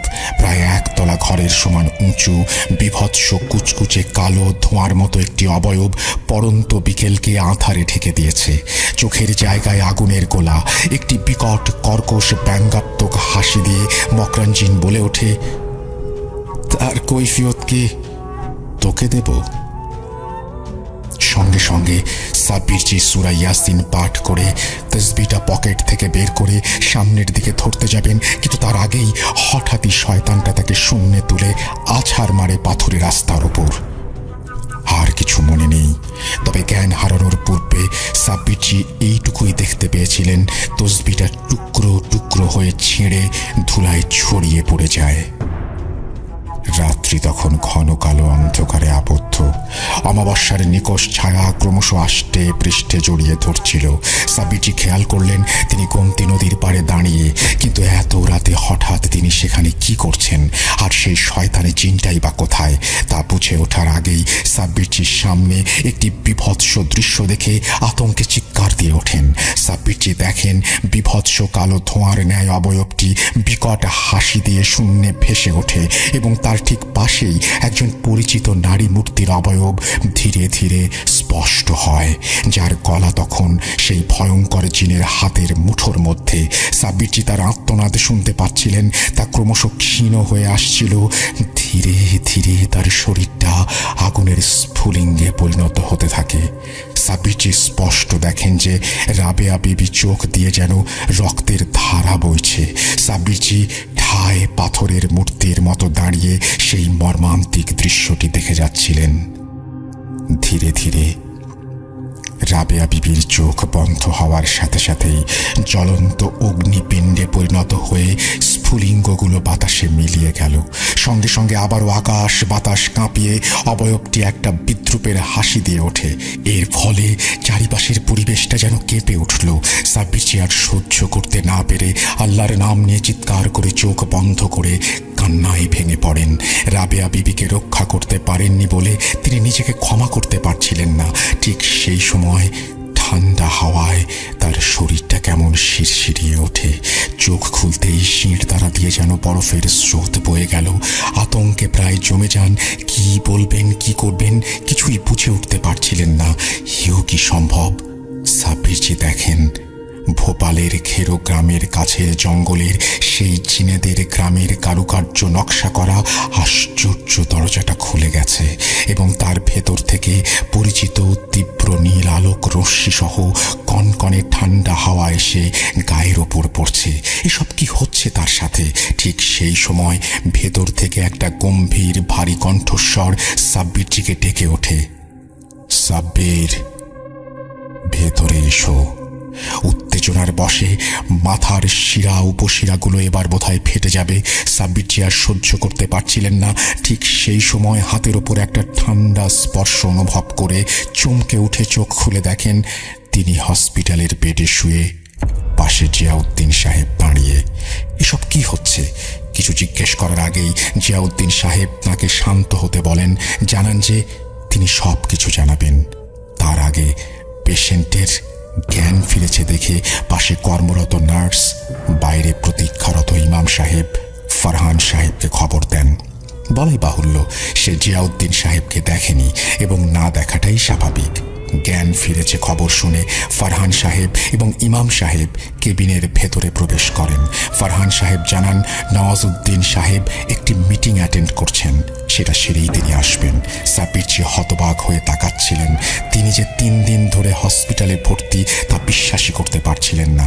এটুকু নিশ্চিত একটু আগে তিনি যা দেখেছেন তা সবই স্বপ্নে, কিন্তু 3 দিন ধরে তিনি অজ্ঞান। এখানেই বা কি করে এলেন? শেষবার যেটুকু মনে আছে, সুলতানপুরের শয়তানটা তাকে শূন্যে তুলে আছাড় মেরেছিল। আসল বিষয়টা গোপন করে সাব্বিরজি জিজ্ঞেস করেন, কি হয়েছিল এবং এখানে কি করে এলেন? উত্তরে ফারহান সাহেব জানান নওয়াজউদ্দিন সাহেবের ড্রাইভারের কাছ থেকে শোনা। 3 দিন আগে আপনি যখন ফাইজাবাদ থেকে সুলতানপুরে গিয়েছিলেন, ড্রাইভার গলির মুখে গাড়ি থামিয়ে আপনার ঠিক পেছনেই অপেক্ষা করছিল। বেশ কিছুক্ষণ ধরে আপনাকে একটি বট গাছের কাছে দাঁড়িয়ে থাকতে দেখে। এরপর হঠাৎই লক্ষ্য করে আপনি নাকি শটান পাথরের রাস্তার ওপর আছড়ে পড়ে যান। সেই দেখে ড্রাইভার সঙ্গে সঙ্গে ছুটে গিয়ে আপনাকে তুলে ধরে। মাথা কিছুটা ফেটে গিয়েছিল। সঙ্গে সঙ্গে কোনোভাবে প্রাথমিক চিকিৎসা করিয়ে নওয়াজউদ্দিন সাহেবের কথা মতো আপনাকে লখনউ নিয়ে আসা হয়। বিশিষ্ট ডাক্তারদের তত্ত্বাবধানে এই হসপিটালে আছেন। 3 দিন হুঁশ না আসার বিষয়টার চেয়ে বেশি ভাবাচ্ছিল একটু আগে স্বপ্নে যা তিনি দেখেছেন। জ্ঞান ফিরে এসেছে দেখে ডাক্তার এসে সব কিছু চেক আপ করে এবং সাব্বিরজিকে একটু রেস্ট নিতে বলে বাকি সবাইকে বাইরে যেতে বললেন। সাব্বিরজি ঠিক এটাই চেয়েছিলেন। উনি একান্তে জিয়াউদ্দিন সাহেবের সাথে কথা বলতে চাইছিলেন। সবাই বাইরে চলে গেলে জানালার কাছে সবার অলক্ষ্যে দাঁড়িয়ে থাকা জিয়াউদ্দিন সাহেব তার কাছে আসেন। সাব্বিরজি কিছু বলে ওঠার আগেই জিয়াউদ্দিন সাহেব দোয়া পড়ে তার মাথায় ফু দিয়ে হাত বুলাতে শুরু করলেন। সাব্বির, তুমি তো জানো তোমার স্বপ্নের ক্ষমতা। অতীতে যা ঘটে গেছে তা যেরকম দেখায়, আবার ভবিষ্যতে কি ঘটবে তাও তুমি স্বপ্নের মাধ্যমে জানতে পারো। আর সেরকমটাই ঘটেছে। তুমি অতীতের কিছু নির্মম দৃশ্যপট যেমন দেখেছ, তেমনি ভবিষ্যতে কিছু ঘটার ইঙ্গিত পেয়েছ। জানি তোমার অবাক হওয়ার অনেক কারণ আছে। কেন তুমি স্বপ্নে হঠাৎ ভোপালের জিনেদের গ্রামের দরজাটার সামনে গেলে আর শয়তানকে সত্যিই রাবেয়া বিবিকে মেরে ফেলেছে? নিজেকে শান্ত করো, আমি সব বলছি। প্রথমত তুমি এটা মাথা থেকে বের করে দাও যে রাবেয়া বিবির কিছু হয়েছে। সে সুস্থ আছে আলহামদুলিল্লাহ। সে যেরকম রুকসানা বিবিকে পাহারা দিচ্ছে, সেরকম তাদের সুরক্ষার জন্য আমার 100 জনের পাহারাদার চীনের দল তাদের বাড়ির চারপাশে অনবরত পাহারায় আছে। তাই তাদের এত সহজে কিছু হবে না ইনশাল্লাহ। এখন তুমি স্বপ্নে কি দেখলে? আসলে খুবই দুঃখের সঙ্গে জানাচ্ছি, স্বপ্নে যাকে দেখেছ সে রাবেয়া বিবি নয়, তার আপন বোন রেহানা বিবি। প্রায় অবিকল রাবেয়া বিবির মতোই দেখতে। রাতের বেলায় ঠিক পরিষ্কার করে তুমি দেখতে পাওনি, তাই রাবেয়া বিবি ভেবে ভুল করে বসেছিলে। যা ঘটার তা ঘটে গেছে।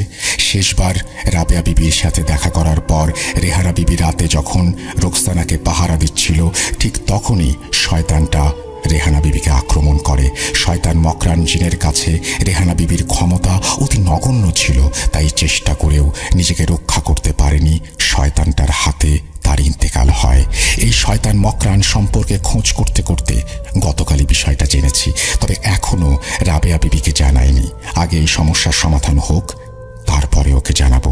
এই মুহূর্তে জানালে ওর ক্ষতি হতে পারে। এখন আসি, কেন তুমি জিনেদের সর্দার এবং সেই গ্রামের দরজার প্রতিচ্ছবি দেখলে? শয়তান মকরান জিন সম্পর্কে খোঁজ নিতে নানান জায়গায় ঘোরার পর জানতে পারি মকরান আসলে ভোপালের জিনেদের সর্দারের বংশভূত। অতীতে মানুষের ক্ষতি, নিজের স্বার্থ জড়িতার্থের জন্য, লোভ ও লালসার জন্য মকরানের সঙ্গে জিনেদের সর্দারদের বিভেদ সৃষ্টি হয় এবং একদিন হঠাৎই মকরান সেই গ্রাম ছেড়ে নিরুদ্দেশ হয়। তা প্রায় 400 বছর আগে।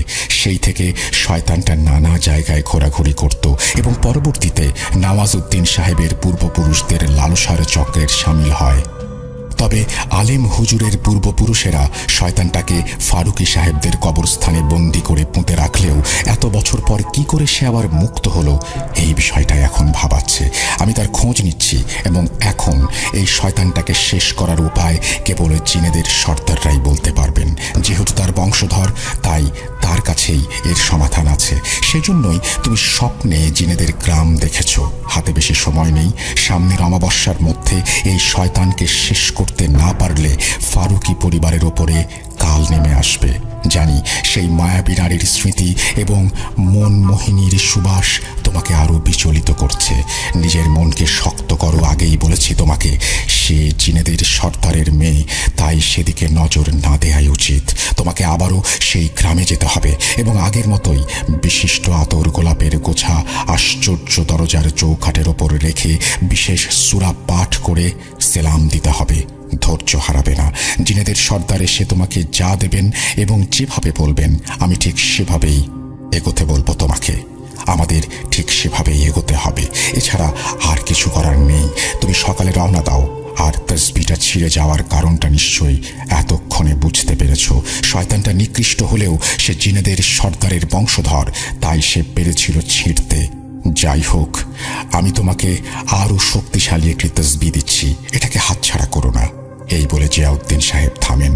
হাজার হোক সাব্বির যে একজন রক্ত মাংসের মানুষ, অতীতের সেই স্মৃতি তাকে আবারও নাড়িয়ে দিয়েছিল।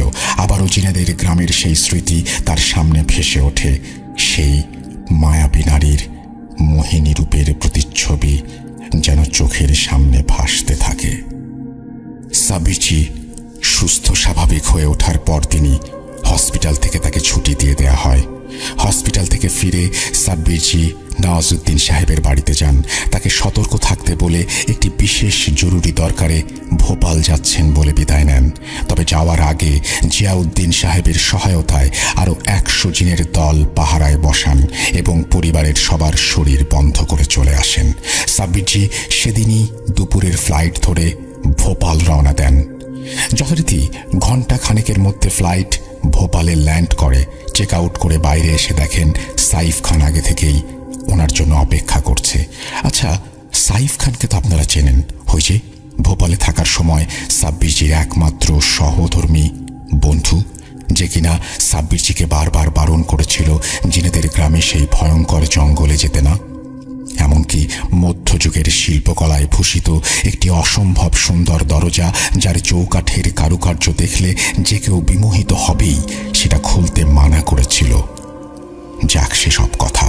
সাব্বিরজি যে এত বছর পর ভোপালে এসেছেন আবারও সেখানে যাওয়ার জন্য, তা শুনে সাইফ প্রথমে বাধা দিলেও সাব্বিরজিকে আটকাতে পারেননি। এদিকে সাব্বিরজি গতবারের মতো সব কথা খুলে সাইফকে বলেননি, খালি বলেছিলেন একটি গাড়ি ঠিক করে রাখতে, সেখানে বিশেষ দরকার আছে, ব্যাস এটুকুই। সাব্বিরজি এয়ারপোর্টের বাইরে এসে সাইফকে দেখে হাসি মুখে সালাম জানিয়ে জড়িয়ে ধরেন। সাইফের অবশ্য সাব্বিরজির প্রতি কিছুটা অভিমান ছিল। 2006 সালে ওর বিয়ের সময় সাব্বিরজি আসেননি। আসলে সেই সময় তিনি ভোপালে আসতে চাইতেন না। আজ এত বছর পর এসেছেন কেবলই একটি পরিবারকে বাঁচানোর তাগিদে। যাই হোক, সাব্বিরজি সাইফের গেস্ট রুমে লাগেজ রেখে সাইফের ঠিক করা গাড়ি নিয়ে তৎক্ষণাৎ বেরিয়ে পড়েন জিনেদের গ্রামের উদ্দেশ্যে। বিকেল ঘুরিয়ে এসেছে, সেখানে পৌঁছাতে সন্ধে হয়ে যাবে। এটা ভেবে সাইফ বারণ করলেও সাব্বিরজি শোনেননি। এমনকি সাইফ যেতে চাইলেও তাকে সঙ্গে নেননি।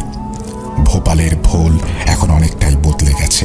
চারিদিকে সব মাল্টি স্টোরেড বিল্ডিং, চওড়া রাস্তা, একেবারেই চকচকে শহর। তবে যানজট কিছুটা বেড়েছে। সেই যানজটের জটলা ছাড়িয়ে সাব্বিরজি যতক্ষণে খেরোগামের রাস্তা ধরলেন, ততক্ষণে সত্যি বিকেল গড়িয়ে সন্ধ্যের অভিমুখে। এদিকে শ্রাবণের ঘন মেঘ ততক্ষণে ঈশানকোণে জমতে শুরু করেছে। ফলে সন্ধ্যা যেন আরো দ্রুত ক্রমশ আষ্টে পৃষ্ঠে প্রকৃতিকে জড়িয়ে ধরেছিল। গাড়ির হেডলাইটের আলোয় সাব্বিরজি বুঝতে পারছিলেন ভাঙাচোরা খেরোগ্রামের সেই পথ এখন বেশ প্রশস্ত এবং মসৃণ। খেরোগ্রামের মোড়ে পৌঁছে সাব্বিরজি প্রথমে চিনতেই পারছিলেন না ওটাকে, আর যাই হোক মোড় বলা চলে না, মোটামুটি ছোটখাটো একটা বাজার, লাইট ঝলমলে, চারিদিকে দোকানপাটে ভর্তি। কেবল ডান দিকের সেই বুড়োর দোকানটা একই রয়ে গেছে। একমাত্র সেটা দেখেই সাব্বিরজি চিনতে পেরেছিলেন। গাড়ি সাইডে থামিয়ে দোকানে গিয়ে দেখেন বুড়োটা বহাল তবিয়তে বেঁচে আছে। গায়ের চামড়া ঝরে পড়লেও দোকান চালাতে এখনো সে সক্ষম। সাব্বিরজি একটু ফ্রেশ হয়ে অতীতের পরিচয় গোপন করে বুড়োর সাথে একটু আলাপচারিতা সেরে ডান দিকের সরু পথ ধরে জঙ্গলের অভিমুখে রওনা দিলেন। অন্ধকারটা এবার ক্রমশ গাঢ় হতে শুরু করেছে। পেছনে খেরোগ্রামের বাজারের আলো ধীরে ধীরে ছোট ছোট বিন্দুতে পরিণত হয়ে মিলিয়ে যেতে লাগলো। আন্দাজ মাইল বিশেকের পথ। এই পথেও বেশ কিছু মাইল পর্যন্ত কালো পিচ ফেলা। ফলে তুলনামূলক আরো দ্রুত সাব্বিরজি জঙ্গলের সীমানায় পৌঁছে গেলেন। বিকালের ঈশানকোণের জমাট বাঁধা কালো মেঘ এতক্ষণে ফুলে ফেপে উঠেছে। থেকে থেকে খালি গর্জে উঠছিল, এই বুঝি বৃষ্টি এলো। জিয়াউদ্দিন সাহেব আগেই সতর্ক করে রেখেছিলেন শয়তান মকরান তার পিছু নেবেই। তাই সাব্বিরজি জিয়াউদ্দিন সাহেবের কথা মতো একটি বিশেষ সূরা পাঠ করে ওনার একদল পাহারাদার জিনকে স্মরণ করে জঙ্গলের মধ্যে গাড়ি ঠোকালেন। জঙ্গলের রাস্তায় প্রবেশ করা মাত্রই পরিস্থিতি হঠাৎ কেমন যেন পাল্টে যায়। এতক্ষণে গর্জে ওঠা মেঘ ফেটে গিয়ে প্রবল বৃষ্টি শুরু হয়। এরই মাঝে মিনিট 10 যাওয়ার পর সাব্বিরজি খেয়াল করলেন বৃষ্টির মধ্যেও পেছনে প্রবল বেগে গাছপালাগুলো তোলপাড় করে একটি বিকট গর্জন ক্রমশ তাকে গিলে খেতে আসছে। কিন্তু কোনোভাবেই তার গাড়ি পর্যন্ত পৌঁছাতে পারছে না। কারা যেন আপ্রাণ চেষ্টা করছে তাকে আটকিয়ে রাখতে। এই গর্জন সাব্বিরজির চেনা, এবং কে বা কারা শয়তান মকরানকে আটকানোর চেষ্টা করছে সেটাও মুহূর্তের মধ্যে পরিষ্কার হয়ে গেল। গাড়ির হেডলাইটের আলোয় সাব্বিরজি দেখলেন একদল সাদা পর্দা বা অবয়বের মতো কিছু তাকে অনুসরণ করে রাস্তার দুদিকে গাছে ঝুলতে ঝুলতে এগিয়ে যাচ্ছে। তাদেরই মাঝখান থেকে ফ্যাঁস ফ্যাঁসে একটা স্বর ভেসে আসে। সাব্বিরজি ঠাহর করতে পারেন তারা বলতে চাইছে যে সাব্বিরজি যেন দ্রুত জিনেদের গ্রামের সীমানায় প্রবেশ করেন। শয়তান মকরান সেই সীমানা অতিক্রম করতে পারবে না। বৃষ্টিটা এবার একটু ধরেছে। সাব্বিরজি আর দেরি না করে গাড়ির গতি বাড়িয়ে দেন। মিনিট 10 মধ্যে তিনি নির্দিষ্ট স্থানে পৌঁছে যান। পেছনের গর্জনটা হঠাৎই থেমে যায়। সাব্বিরজির সামনে তখন সেই বিশালাকার মহল বা গড়। যদিও একে গড় বা মহল বলাটা এক প্রকার ব্যঙ্গাত্মক রূপ। চারিদিকে শুধুই ধ্বংসাবশেষ। উন্মুক্ত ফুটো ছাদের কড়িগুলো যেন আকাশে গিয়ে মিশেছে। তারই মাঝে হেডলাইটের আলোয় চকচক করে ওঠে সেই প্রকাণ্ড দরজাটা। সেই সঙ্গে সাব্বিরজির মনের ভেতর অতীতের স্মৃতি বিজড়িত মায়াবী হাসি ও মন মোহিনী রূপের ঝলক নাড়া দিয়ে যায়। কিন্তু সেই মুহূর্তে না স্মৃতিচারণ করার সময় ছিল, না অনুতাপ করার মতো পরিস্থিতি। একটি নিষ্পাপ প্রাণ নিয়ে টানাটানি যে তখনও ভূমিষ্ঠ হয়নি। সাব্বিরজি আর দেরি না করে পূর্বের মতো চৌকাঠে আতর ও গোলাপ রেখে অদৃশ্যে সালাম জানিয়ে বিশেষ সূরাটি পাঠ করতে থাকেন। কয়েক মুহূর্ত পর পূর্বের ন্যায় একইভাবে পরিচিত বিশেষ সুঘ্রাণ সাব্বিরজিকে আবারও ঘোরের মধ্যে ফেলে দেয়। কান ঘেঁষে আবারও যেন মেয়েটির অপূর্ব হাসির কলরব ছুটে যায়, যা তার মনকে প্রভাবিত করতে চাইছিল। হুঁশটা ফিরে হঠাৎই আকাশ বাতাস কাঁপিয়ে বিকট শব্দে দরজাটি খোলার আওয়াজ। দরজাটি খোলা মাত্র বরাবরের মতো একটি তীব্র নীলাভ আলোর ছটা অন্ধকারের বুক চিরে বেরিয়ে আসে। আলোর তীব্রতা এতটাই ছিল যে সাব্বিরজির চোখ ধাঁধিয়ে যায়। তিনি কিছুই দেখতে পাচ্ছিলেন না। মন্ত্রমুগ্ধের মতো হতবুদ্ধি অবস্থায় দাঁড়িয়েছিলেন। খানিক বাদে সেই তীব্র আলোক রশ্মির ভেতর থেকে জিনেদের সর্দারের দৃঢ় ফ্যাঁস ফ্যাঁসে রাশভারী কণ্ঠস্বর ভেসে আসে। ওয়ালাইকুম আসসালাম ও রহমতুল্লাহি ওয়া বারাকাতুহু। কেমন আছো আল্লাহর নেক বান্দা? তোমার পথ প্রদর্শক সহচর জিয়াউদ্দিন সাহেবের মারফত জানতে পেরেছি শয়তান মকরান কি নিকৃষ্ট কাজ করতে চলেছে। আল্লাহর দরবারে হয়তো দেরি হতে পারে, কিন্তু তিনি কখনো গুনাহকে প্রশ্রয় দেন না। ইনশাল্লাহ ইনসাফ মিলবেই। মকরান আমাদেরই বংশধর, কিন্তু বরাবরই শয়তান ইবলিশের দাসত্ব করত, মানুষের ক্ষতি করার চেষ্টা করত এবং সারাক্ষণ শিরক কাজ করত। আমরা ওর নাপাক কাজের জন্য অতিষ্ঠ হয়ে উঠেছিলাম। শেষে আজ থেকে বহু বছর পূর্বে সে নিজে থেকেই আমাদের গ্রাম ছেড়ে চলে যায়। তারপর থেকে আমরা ওর সাথে কোনো যোগাযোগ করিনি, কিন্তু এবার সময় এসে গেছে ওকে দমন করার। আমি তোমাকে কিছু তদবির বলে দিচ্ছি এবং একটি বোতল সহ বিশেষ সূরা লেখা একটি কাপড় দিচ্ছি এবং একটি বিশেষ সূরা বলছি, সেটা পাঠ করতে করতে বোতল খুলবে। এরপর মকরান বোতলবন্দি হলে সূরা লেখা কাপড় জড়িয়ে যত তাড়াতাড়ি সম্ভব এখানে এসে চৌকাঠের ওপর রেখে যাবে। বাকি তদবিরগুলো কিভাবে আমলে আনতে হবে সেটা তোমার সহচরী জিন বলে দেবেন। এখন তুমি এসো, ইনশাআল্লাহ সফল হবেই। আর চিন্তা নেই, তোমার সহচর জিনের দলের সাথে আমার পাহারাদার জিনও তোমার সাথে থাকবে যতক্ষণ না তুমি মকরানকে বন্দি করছো। সুতরাং তুমি নির্বিঘ্নে যেতে পারো, পথে আর কোনো সমস্যা হবে না। আল্লাহ হাফেজ। মনে অজান্তেই চোখে এক ঝলক সেই মোহিনীরূপী মেয়েটিকে দেখার জন্য এদিক ওদিক আঁকে মুখে দেওয়ার চেষ্টা করলেও সাব্বিরজি তা দৃঢ়ভাবে দমন করে চুপচাপ সেখান থেকে চলে আসেন। পথে আর সমস্যা হয়নি। পরদিন প্রথম আওয়ারের ফ্লাইটেই লখনউ ফিরে আসেন। এয়ারপোর্টে নেমে হোটেলে না গিয়ে সাব্বিরজি সোজা নওয়াজউদ্দিন সাহেবের বাড়িতে যান।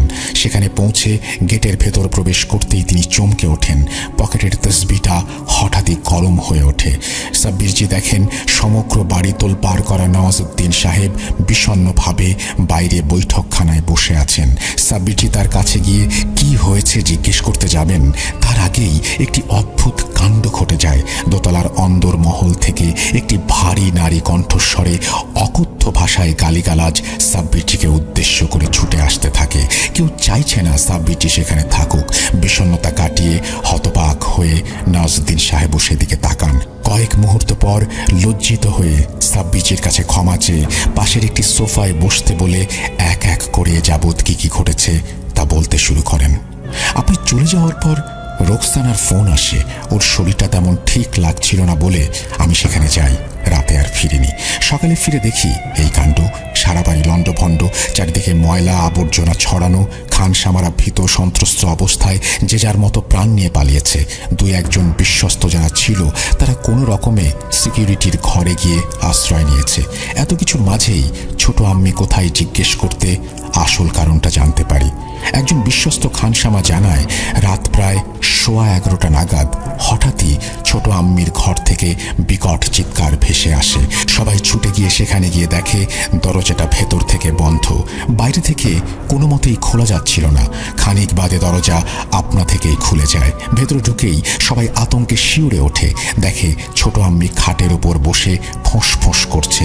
তার চুলগুলো এলোমেলো, চোখ জোড়া রক্ত জবার মতো লাল। মনে দেখাই যাচ্ছিল না। খাট ভর্তি আবর্জনা, বিভৎস দেখাচ্ছিল।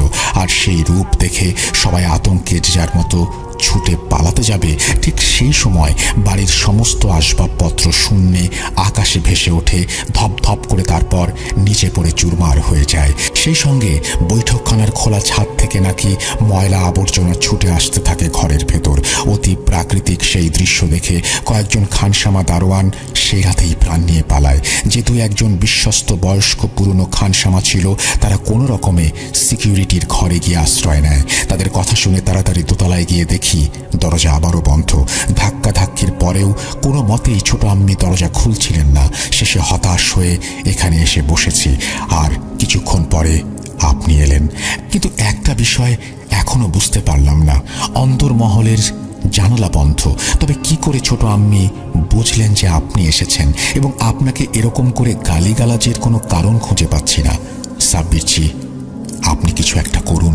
আমার পরিবারের ওপর থেকে এই অশনি ছায়া দূর করুন দয়া করে। রেহানা বিবি থাকলে হয়তো এই সমস্যা হতো না। এই বলে নওয়াজউদ্দিন সাহেব থামেন। এবার দোতলার ঘর থেকে নারী পুরুষ মিশ্রিত ফ্যাঁস ফ্যাঁসে গম্ভীর কণ্ঠস্বরের সাথে একটি পরিচিত অট্টহাসি ও গর্জনের শব্দ ভেসে আসে। ঠিক তারপর মুহূর্তেই আকাশ বাতাস কাঁপিয়ে আরও একটি পরিচিত গর্জন সমস্ত বাড়িটাকে যেন কাঁপিয়ে দিল। সাব্বিরজি তাকে ভালো করে চেনেন। মানুষের মতো দেখতে হলেও লম্বায় মানুষের চেয়ে অন্তত হাত তিনেক বেশি লম্বা, যার চোখ ধক ধক করে আগুনের ভাঁটার মতো, শরীরে যার দীর্ঘকায় পশম, জিনেদের সর্দারের পাহারাদার দৈত্যকায় জিন। তবে সেই মুহূর্তে তাকে দেখতে পাওয়া যাচ্ছিল না, কেবলই গর্জন ভেসে আসছিল। চমৎকারটা ঘটল ঠিক তারপরেই। সেই গর্জন দোতলার দিকে এগোনোর সাথেই অন্দরমহলের ভেতর থেকে ভেসে আসা অট্টহাসি ও গর্জন থেমে যায়। এসব কিছু দেখে নওয়াজউদ্দিন সাহেব রীতিমতো ঘাবড়ে গিয়েছিলেন। সাব্বিরজি তাকে শান্ত থাকতে বলেন। চিন্তার কোনো কারণ নেই, ইনশাল্লাহ সব কিছু ঠিক হয়ে যাবে, একটু ধৈর্য রাখুন। আমি এখন আসছি, মাগরিবের আজানের পর আবার আসব এবং ইনশাল্লাহ যা তদবির করার করব। কিন্তু তার আগে কেউ যেন ফাতেমা বিবিকে ঘর থেকে বাইরে বের না করে। আর বাড়িতে নিশ্চয়ই আবে জমজমের পানি আছে, খানসামাদের বলবেন বাড়ি পরিষ্কার করে সেই পানি ছিটিয়ে দিতে। এই বলে সাব্বিরজি সেখান থেকে চলে যান। হোটেল ঢুকে ফ্রেশ হয়ে ড্রয়িং রুমে আসতেই দেখেন জিয়াউদ্দিন সাহেব চিন্তাগ্রস্ত অবস্থায় জানালার পাশে দাঁড়িয়ে। সাব্বিরজি তাকে সালাম জানিয়ে নওয়াজউদ্দিন সাহেবের বাড়িতে ঘটে যাওয়া সমস্ত ঘটনা খুলে বলেন এবং জিনেদের সর্দার কি কি দিয়েছেন বা কি কি তদবির সম্পর্কে জানিয়েছেন জিয়াউদ্দিন সাহেবকে সেটাও জানান। এরপর ফাতেমা বিবির বিষয়টা জানাতে চাইলে জিয়াউদ্দিন সাহেব একটা দীর্ঘশ্বাস ফেলে গম্ভীর সুরে বলতে শুরু করেন, আমি জানি কি ঘটেছে এবং এও জানি কি করে শয়তান মকরান জিন নওয়াজউদ্দিন সাহেবের বাড়িতে প্রবেশ করেছে। এখন আর খুলে বলার কোনো প্রয়োজন নেই, তুমি নিশ্চয়ই বুঝে গেছো। যাই হোক, কিভাবে কি হয়েছে তা পরে জানাচ্ছি। তদবিরের মধ্যে আগে যেটা করতে হবে, তুমি ইমাম সাহেবকে এক্ষুনি খবর দাও, তিনি যেন আসরের নামাজের পর আজান দিতে পারবে এমন 7 জন মানুষকে নিয়ে নওয়াজউদ্দিন সাহেবের বাড়িতে গিয়ে বাইরের বৈঠকখানার চারিদিকে দাঁড়িয়ে সূরা ইয়াসিন পাঠ করে প্রস্তুত থাকে। ঠিক মাগরিবের আজানের সময় থেকে তারা যেন আজান দেয়া শুরু করে। মনে রেখো, যতক্ষণ না কার্য সিদ্ধ হচ্ছে আজান যেন বন্ধ না হয়। নওয়াজউদ্দিন সাহেবকে জানিয়ে দিও তার বোন জামাইও যেন উপস্থিত থাকে, আর ফাতেমা বিবিকে যেন দোতলার ঘরে আটকে রাখা হয়।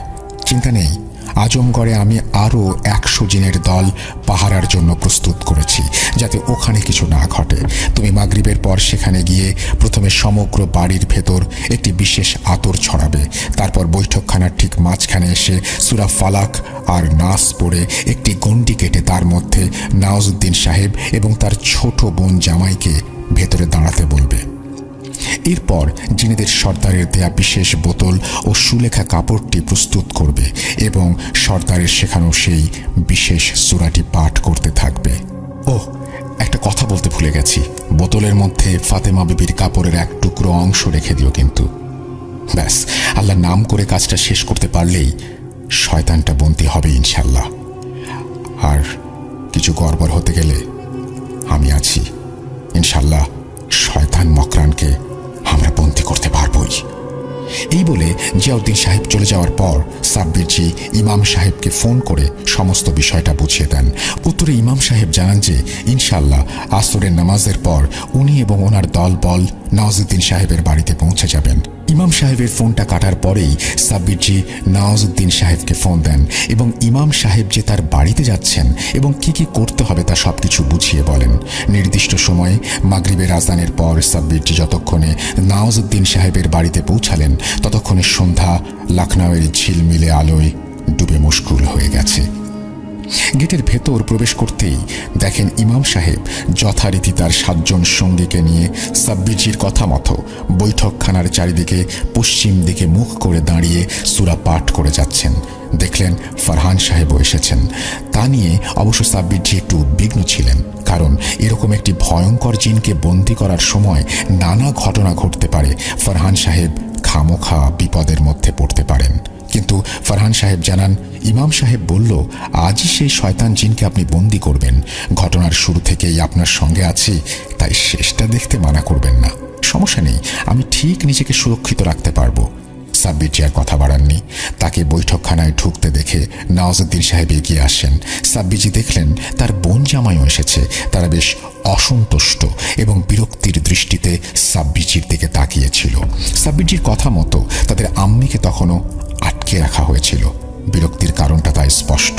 এরপর যখন নওয়াজউদ্দিন সাহেব পূর্ব পরিকল্পনা অনুসারে সাব্বিরজিকে তার ছোট আম্মির ব্যবহৃত কাপড়ের এক টুকরো অংশ দিলেন, তারা তখন রীতিমতো চেঁচিয়ে ওঠে, এসব কি হচ্ছে দাদা? এ আম্মির অপমান, তুমি কি করে চুপচাপ দাঁড়িয়ে আছো? নওয়াজউদ্দিন সাহেব শান্ত হয়ে বললেন, এতে আম্মির ভালো হবে। সাব্বিরজিও শান্তভাবে উত্তর দেন যে যা কিছু হচ্ছে তা কিছুক্ষণের মধ্যেই তারা জানতে পারবে। এরপর আর বিলম্ব না করে ঘরের সর্বত্র একটি বিশেষ আতর ছিটিয়ে সাব্বিরজি সূরা ফালাক আর নাস পাঠ করে বৈঠকখানার মাঝখানে একটি গণ্ডি কেটে তার ভেতর নওয়াজউদ্দিন সাহেব ও তার বোন জামাইকে দাঁড়াতে বলেন। নাসরিনদের আপত্তি থাকলেও নওয়াজউদ্দিন সাহেবের নির্দেশ তারা অমান্য করতে পারেনি। দুইজন গণ্ডির মধ্যে এসে দাঁড়ায়। বাড়ির খানসামারা ভয়ে সিকিউরিটি গেটের কাছে দাঁড়িয়েছিল। এরপর সাব্বিরজি প্রস্তুত হবেন, ঠিক তখনই দোতলার ঘর থেকে আবারও চিৎকার ভেসে ওঠে। পরক্ষণে জিনেদের সর্দার পাহারাদার জিনের গর্জন সেই চিৎকারের সাথে মিশে গিয়ে বিভৎস শোনাচ্ছিল। গায়ে কাটা দেওয়ার মতো মনে হচ্ছিল তারা যেন হুটোপুটি মারামারিতে ব্যস্ত। এরকমটা হবে সাব্বিরজি আগেই আঁচ করতে পেরেছিলেন। তাই সেদিকে গুরুত্ব না দিয়ে পকেট থেকে তসবিহটা বের করে আঙুলে পেঁচিয়ে এক মনে সূরা পাঠরত অবস্থায় ইমাম সাহেবকে ইশারা করতেই ইমাম সাহেব সহ তার সহচরী 7 জন মানুষ একযোগে আজান দেয়া শুরু করলো। আর ঠিক তখনই খুবই ভয়ঙ্কর একটি দৃশ্যের জন্ম হলো। খানসামারা আতঙ্কে চিৎকার করে উঠল।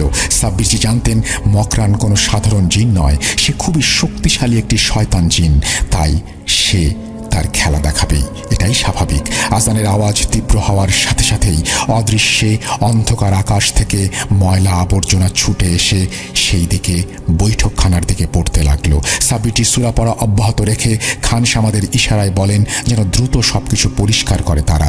জিয়াউদ্দিন সাহেব ততক্ষণে এসে গেছেন। তিনি পেছন থেকে আওয়াজ দিলেন, এবার আসল কাজটা শুরু করো সাব্বির, হাতে আর বেশি সময় নেই।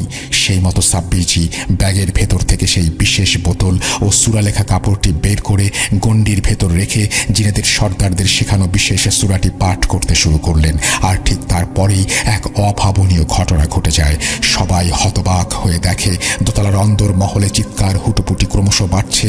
আর এক পর্যায়ে অন্দর মহলের একটি জানালা ভেঙে অদৃশ্য কিছু একটা সোজা এসে বৈঠকখানার মেঝের উপর আছড়ে পড়ে। সেই সঙ্গে একটি আর্তনাদের গর্জন সবাই শুনতে পায়। সাব্বিরজি এবং জিয়াউদ্দিন সাহেব পরিষ্কার দেখলেন কিভাবে ওরকম দীর্ঘকায় লোমশযুক্ত বলশালী পাহারাদার জিন ব্যথায় গোঙাতে গোঙাতে আগুনের স্ফুলিঙ্গ হয়ে উধাও হয়ে গেল। আরও একটা জিনের মৃত্যু হলো সেই ভয়ঙ্কর মকরান জিনের হাতে। সাব্বিরজির চোখে মুখে তখন একটা আতঙ্কের ছায়া। জিয়াউদ্দিন সাহেব পেছন থেকে বলে উঠলেন, সাব্বির, এখন ভেঙে পড়ার সময় নেই, থেমে থেকো না, বোতলের মধ্যে ফাতেমা বিবির কাপড়ের টুকরোটি রাখো, আমি দেখছি শয়তানটাকে। এই বলে জিয়াউদ্দিন সাহেব সেই ভাঙা জানালা দিয়ে ভেতরে যান। আরও বেশ কয়েক মুহূর্ত কেটে যাওয়ার পরই সবাই যে দৃশ্যটা দেখে তা রীতিমতো ভয়াবহ। সবাই দেখে ফাতেমা বিবি শ্বাসরোধ হওয়া গর্জন করতে করতে ভাঙা জানালা দিয়ে বেরিয়ে আসছেন। চুলগুলো রুক্ষ শুষ্ক হয়ে উঠছে, চোখের জায়গায় যেন আগুন ছিটকে বেরিয়ে আসছে। শরীরের চারপাশে সাপের ন্যায় একটি আগুনের রেখার বলয়। বাকিরা না দেখতে পেলেও সাব্বিরজি দেখেন জিয়াউদ্দিন সাহেব স্পর্শ না করে ফাতেমা বিবির শরীরের চারপাশে সাপ আকৃতির আগুনের বলয়ের গলা টিপে ধরে ভাসতে ভাসতে বেরিয়ে আসছেন। এইভাবে কয়েক মুহূর্ত চলার পর জিয়াউদ্দিন সাহেব চেঁচিয়ে বলে ওঠেন, সাব্বির, তাড়াতাড়ি বোতলের ঢাকনাটি খোলো, আমি বেশিক্ষণ একে আটকে রাখতে পারবো না। সাব্বিরজি তখন জিনের সর্দারের বলা বিশেষ সূরাটি পাঠ করে চলেছেন। জিয়াউদ্দিন সাহেবের কথা মতো একইভাবে সূরা পাঠ করতে করতে বোতলের ঢাকনা খুলতেই চমৎকারটা ঘটে। সবাই আশ্চর্য হয়ে দেখে সাপের আকৃতির মতো আগুনের রেখাটি ধীরে ধীরে সরু হয়ে বোতলের মধ্যে এসে ঢুকে যায় এবং ঢোকা মাত্রই সাব্বিরজি ঢাকনা বন্ধ করে সূরা লেখা কাপড়টি বোতলের চারদিকে পেঁচিয়ে ব্যাগের মধ্যে ঢোকান। এদিকে ফাতেমা বিবি ততক্ষণে অজ্ঞান অবস্থায় স্বাভাবিক শরীরে মেঝেতে লুটিয়ে পড়ে। তা দেখে নওয়াজউদ্দিন সাহেবরা ছুটে যান। ইমাম সাহেব ও তার সহচরেরা আজান থামান। এই সব কিছু শেষ হতে হতে রাত প্রায় 10টা বেজে যায়। সাব্বিরজি একটি প্রশান্তির নিঃশ্বাস ফেলে নওয়াজউদ্দিন সাহেবকে বলেন, সমস্যা মিটে গেছে, কিন্তু কিভাবে পুনরায় এই ভয়ঙ্কর জিন ফিরে এলো সেসব বৃত্তান্ত কাল এসে জানাচ্ছি। এখন যত তাড়াতাড়ি সম্ভব এই বোতলটিকে উপযুক্ত স্থানে রেখে আসতে হবে। আপনার ছোট আম্মি এখন সুস্থ, বাকি শারীরিক ক্ষতি যা হয়েছে তা ইনশাল্লাহ ডাক্তার এসে বুঝে নেবেন। হাতে সময় নেই, আমি আসছি, ইনশাল্লাহ কালকে কথা হবে। এই বলে জিয়াউদ্দিন সাহেব সহ ইমাম সাহেব ও ফারহান সাহেব সহ সবাইকে নিয়ে তারা বেরিয়ে আসেন। রাতে ঘুমোতে পারেননি। ভোরে ফার্স্ট ফ্লাইট ধরে ভোপালে যতক্ষণে সাব্বিরজি নামেন ততক্ষণে সকাল 7টার মতো বেজে গেছে। সাইফ পূর্ব পরিকল্পনা অনুযায়ী আগে থেকেই গাড়ি প্রস্তুত করে রেখেছিল। সাব্বিরজি এবারে সাইফকে নিয়ে এয়ারপোর্ট থেকে সোজা খেরো গ্রামের উদ্দেশ্যে রওনা দেন। পথে মোটামুটি একটা সারাংশ সাইফকে দিয়ে দেন। তিনি জানিয়ে দেন যে কেন একদিন তিনি ভোপালে এসেছেন। সকালের স্নিগ্ধ পরিবেশ জঙ্গলের রাস্তায় ঢোকার পর কেমন যেন বদলে গেল। ঘন ঘন প্রকাণ্ড গাছের দল শাখা প্রশাখা দিয়ে সূর্যের আলো রুখে দিতে যেন বদ্ধপরিকর। সাইফের একটু ভয় করছিল। কিছুক্ষণের মধ্যেই তারা সেই নকশা করা আশ্চর্য দরজার কাছে পৌঁছে যায়। সাব্বিরজি সাইফকে গাড়িতে রেখে আশ্চর্য দরজার সামনে গিয়ে একইভাবে সেলাম জানিয়ে সূরা পাঠ করে আতর ও গোলাপের গোছা চৌকাঠে রাখার পর দরজাটা জং ধরা কর্কশ শব্দে খুলে যায় এবং তীব্র আলোক রশ্মি বেরিয়ে আসে। সাব্বিরজি আবারও সেলাম জানিয়ে চুপচাপ বোতলটা চৌকাঠের ওপর রেখে দেন। ঠিক সেই সময় ভেতর থেকে জিনেদের সর্দারের রাশভারী গম্ভীর কণ্ঠস্বর ভেসে আসে, আলহামদুলিল্লাহ, মকরানকে বন্দি করে আনার জন্য শুকরিয়া আল্লাহর নেক বান্দা। ইনশাল্লাহ তুমি এরকম আল্লাহর দেখানো পথে চলতে থাকো, আল্লাহ তোমার সহায় হবেন। জিয়াউদ্দিন সাহেবকে আমার সেলাম জানিও। শেষবারের মতো সাব্বিরজি যেন সেই মন মোহিনী মায়াবী নারীকে তীব্র আলো ভেদ করে এক ঝলক দেখলেন।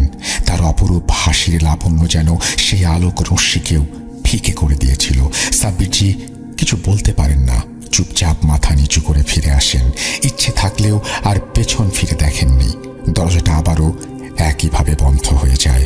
লখনৌ ফেরার আগে সাব্বিরজি নওয়াজউদ্দিন সাহেবকে ফোনেই বলে দিয়েছিলেন যে রুকসানা বিবিকে নিয়ে চলে আসতে আর কোনো সমস্যা নেই। হোটেলে ঢুকতেই দেখেন যে জিয়াউদ্দিন সাহেব ও রাবেয়া বিবি দাঁড়িয়ে। রাবেয়া বিবিকে দেখে সাব্বিরজির চোখ ছলছল করে ওঠে। রাবেয়া বিবির চোখে মুখে তখনও জিজ্ঞাসু দৃষ্টি। সাব্বিরজি উত্তর দিতে পারছিলেন না যে রেহানা বিবি কোথায়। পরিস্থিতি সামলে জিয়াউদ্দিন সাহেব নিজেই শান্তস্বরে বলেন, রেহানা বিবি আর নেই, আমাদের ছেড়ে চলে গেছেন। আল্লাহ ওনাকে জান্নাত নসিব করুন। যে রাতে রেহানা বিবি তোমার সঙ্গে দেখা করেছিল সেই রাতেই শয়তানটা তাকে হত্যা করে। আমরা তোমাকে জানাইনি, কারণ এরকম একটা পরিস্থিতির মধ্যে তুমি বিষয়টা জানলে ভেঙে পড়তে। শয়তান মকরানকে বন্দি করতে সমস্যা হতো, তাই শয়তানটাকে বন্দি করার পর তোমাকে জানালাম। জিয়াউদ্দিন সাহেবের কথা শুনে রাবেয়া বিবি কান্নায় ভেঙে পড়েন। কিছুক্ষণ পর শান্ত হয়ে জিজ্ঞেস করেন যে শয়তান মকরান কি করে ফারুকি পরিবারের মধ্যে পুনরায় এলো। উত্তরে জিয়াউদ্দিন সাহেব বলতে শুরু করেন, ফারুকি পরিবারের পূর্বপুরুষেরা শয়তান মকরানকে বন্দি করে ওদেরই কবরস্থানে পুঁতে রেখেছিল, কিন্তু এতকাল পরে সেই পরিবারের সদস্যের হাতেই শয়তানটা আবারও মুক্ত হয় এবং পরিবারের সেই সদস্য আর কেউ নয়, নওয়াজউদ্দিন সাহেবের ছোট আম্মি ফাতেমা বিবি। বিয়ের পর থেকে সে রিয়াজউদ্দিন সাহেবের প্রথম বেগমের সন্তানকে মোটেও পছন্দ করতেন না, কিন্তু সেটা ঘূর্ণাক্ষরেও টের পেতে দেননি। একটু একটু করে তাদের পরিবারকে শেষ করার জন্য তিনি উদ্যোগ নেন। একদিন ফারুকি পরিবারের পূর্বপুরুষদের কীর্তি জানতে পেরে ঠিক করে শয়তান মকরানকে মুক্ত করবে। সেই মতো একজন নিকৃষ্ট তান্ত্রিকের সাহায্যে মকরানকে আবারও মুক্ত করা হয়। এমনকি মুক্ত করার জন্য ফাতেমা বিবি নিজের রক্ত পর্যন্ত দেয়। শয়তানটা আবারও মুক্ত হয়ে নওয়াজউদ্দিন সাহেবের পরিবারকে সমূলে নির্মূল করার জন্য প্রস্তুত হয়। নওয়াজউদ্দিন সাহেব শেষ হয়ে গেলে সম্পূর্ণ সম্পত্তি নাসরিনের হয়ে যাবে। সেই মতো সবকিছু এগোচ্ছিল, কিন্তু বিপত্তিটা ঘটে যায় রেহানা বিবিকে নিয়ে। রুকসানা বিবির ক্ষতি করতে গেলে রেহানা বিবি বাধা দিত, তাই মকরান প্রথমে রেহানা বিবিকে হত্যা করে। এখন আসি, এত সুরক্ষা বলয় থাকতে শয়তান মকরান কি করে ভেতরে প্রবেশ করে? তোমরা জানো, বিনা অনুমতিতে কোনো জিন সেই কড়া সুরক্ষা ভেদ করতে পারত না। তাই ফাতেমা বিবি নিজে তাকে আহ্বান করে। সশরীরে ঢুকতে পারবে না বলে শয়তান মকরান ফাতেমা বিবির শরীরে ঢুকে ভেতরে প্রবেশ করেছিল। যাই হোক, তবে আমার মনে হয় সাব্বির নওয়াজউদ্দিন সাহেবকে সবকিছু বললেও খেয়াল রেখো উনি যেন ফাতেমা বিবিকে কিছু না বলেন, এবং সেটাই বোধহয় মঙ্গল। সাব্বির জি নীরবে সম্মতি জানান। সন্ধ্যায় ইমাম সাহেব ও ফারহান সাহেবকে সঙ্গে নিয়ে আবার নওয়াজউদ্দিন সাহেবের বাড়িতে যান। সেখানে গিয়ে জানতে পারেন ফাতেমা বিবির তখনও জ্ঞান ফেরেনি, ডাক্তারি চিকিৎসা চলছে। রোকসানা বিবি ফিরে এসেছেন। নাসরিন ও তার জামাই তখন দোতলায় ফাতেমা বিবির ঘরেই ছিল। সাব্বির জি নওয়াজউদ্দিন সাহেবকে একান্তে ডেকে যতটা সংক্ষেপে বলা সম্ভব পুরো বিষয়টা বলেন। নওয়াজউদ্দিন সাহেব প্রথমে বিশ্বাসই করতে পারছিলেন না। তিনি বিষণ্ণতায় ভেঙে পড়েন। সাব্বির জি তাকে শান্ত থাকতে বলেন। ফাতেমা বিবি বা বাড়ির কেউ যেন বিষয়টা জানতে না পারে, তবে এবার থেকে সতর্ক থাকতে হবে। নওয়াজউদ্দিন সাহেব সম্মতি জানান এবং ঠিক করেন সম্পত্তির 60 ভাগ ও বড় ইমাম দরবারের সেই পুস্তলি বাংলো নাসরিনের নামে করে দেবেন, এবং তিনি ও রুকসানা লখনউতে তাদের অন্য আরেকটি বাংলোতে চলে যাবেন। এরপর সাব্বির জি বিদায় নেয়ার জন্য প্রস্তুত হন। ঠিক তখনই রাবেয়া বিবি এসে জানান যে রুকসানা বিবির সন্তান যতদিন না ভূমিষ্ঠ হচ্ছে ততদিন উনি তার সাথে থাকবেন, যাতে তার কোনো সমস্যা না হয়। সাব্বির জি নীরবে সম্মতি জানিয়ে সবার কাছ থেকে বিদায় নিয়ে চলে আসেন। পরবর্তীতে রাবেয়া বিবির কাছ থেকে জানতে পারেন ফাতেমা বিবি আর কখনোই বিছানা ছেড়ে উঠতে পারেননি, এমনকি যে কদিন বেঁচে ছিল বোবা হয়ে গিয়েছিল। মাস তিনেকের মধ্যেই মারা যায়। তবে নওয়াজউদ্দিন সাহেবকে দেখলে কিছু বলার চেষ্টা করত, পারত না, খালি দু চোখ জলে ভেসে যেত। আল্লাহ তাকে তার কৃতকর্মের সাজা দিয়েছেন। শয়তান মকরান তার কার্য সিদ্ধি করতে না পেরে ফাতেমা বিবির শরীর ছেড়ে যাওয়ার সময় তার ক্ষতি করে দিয়ে গিয়েছিল, এবং তার ফলশ্রুতিতে তার ইন্তেকাল হয়ে যায়।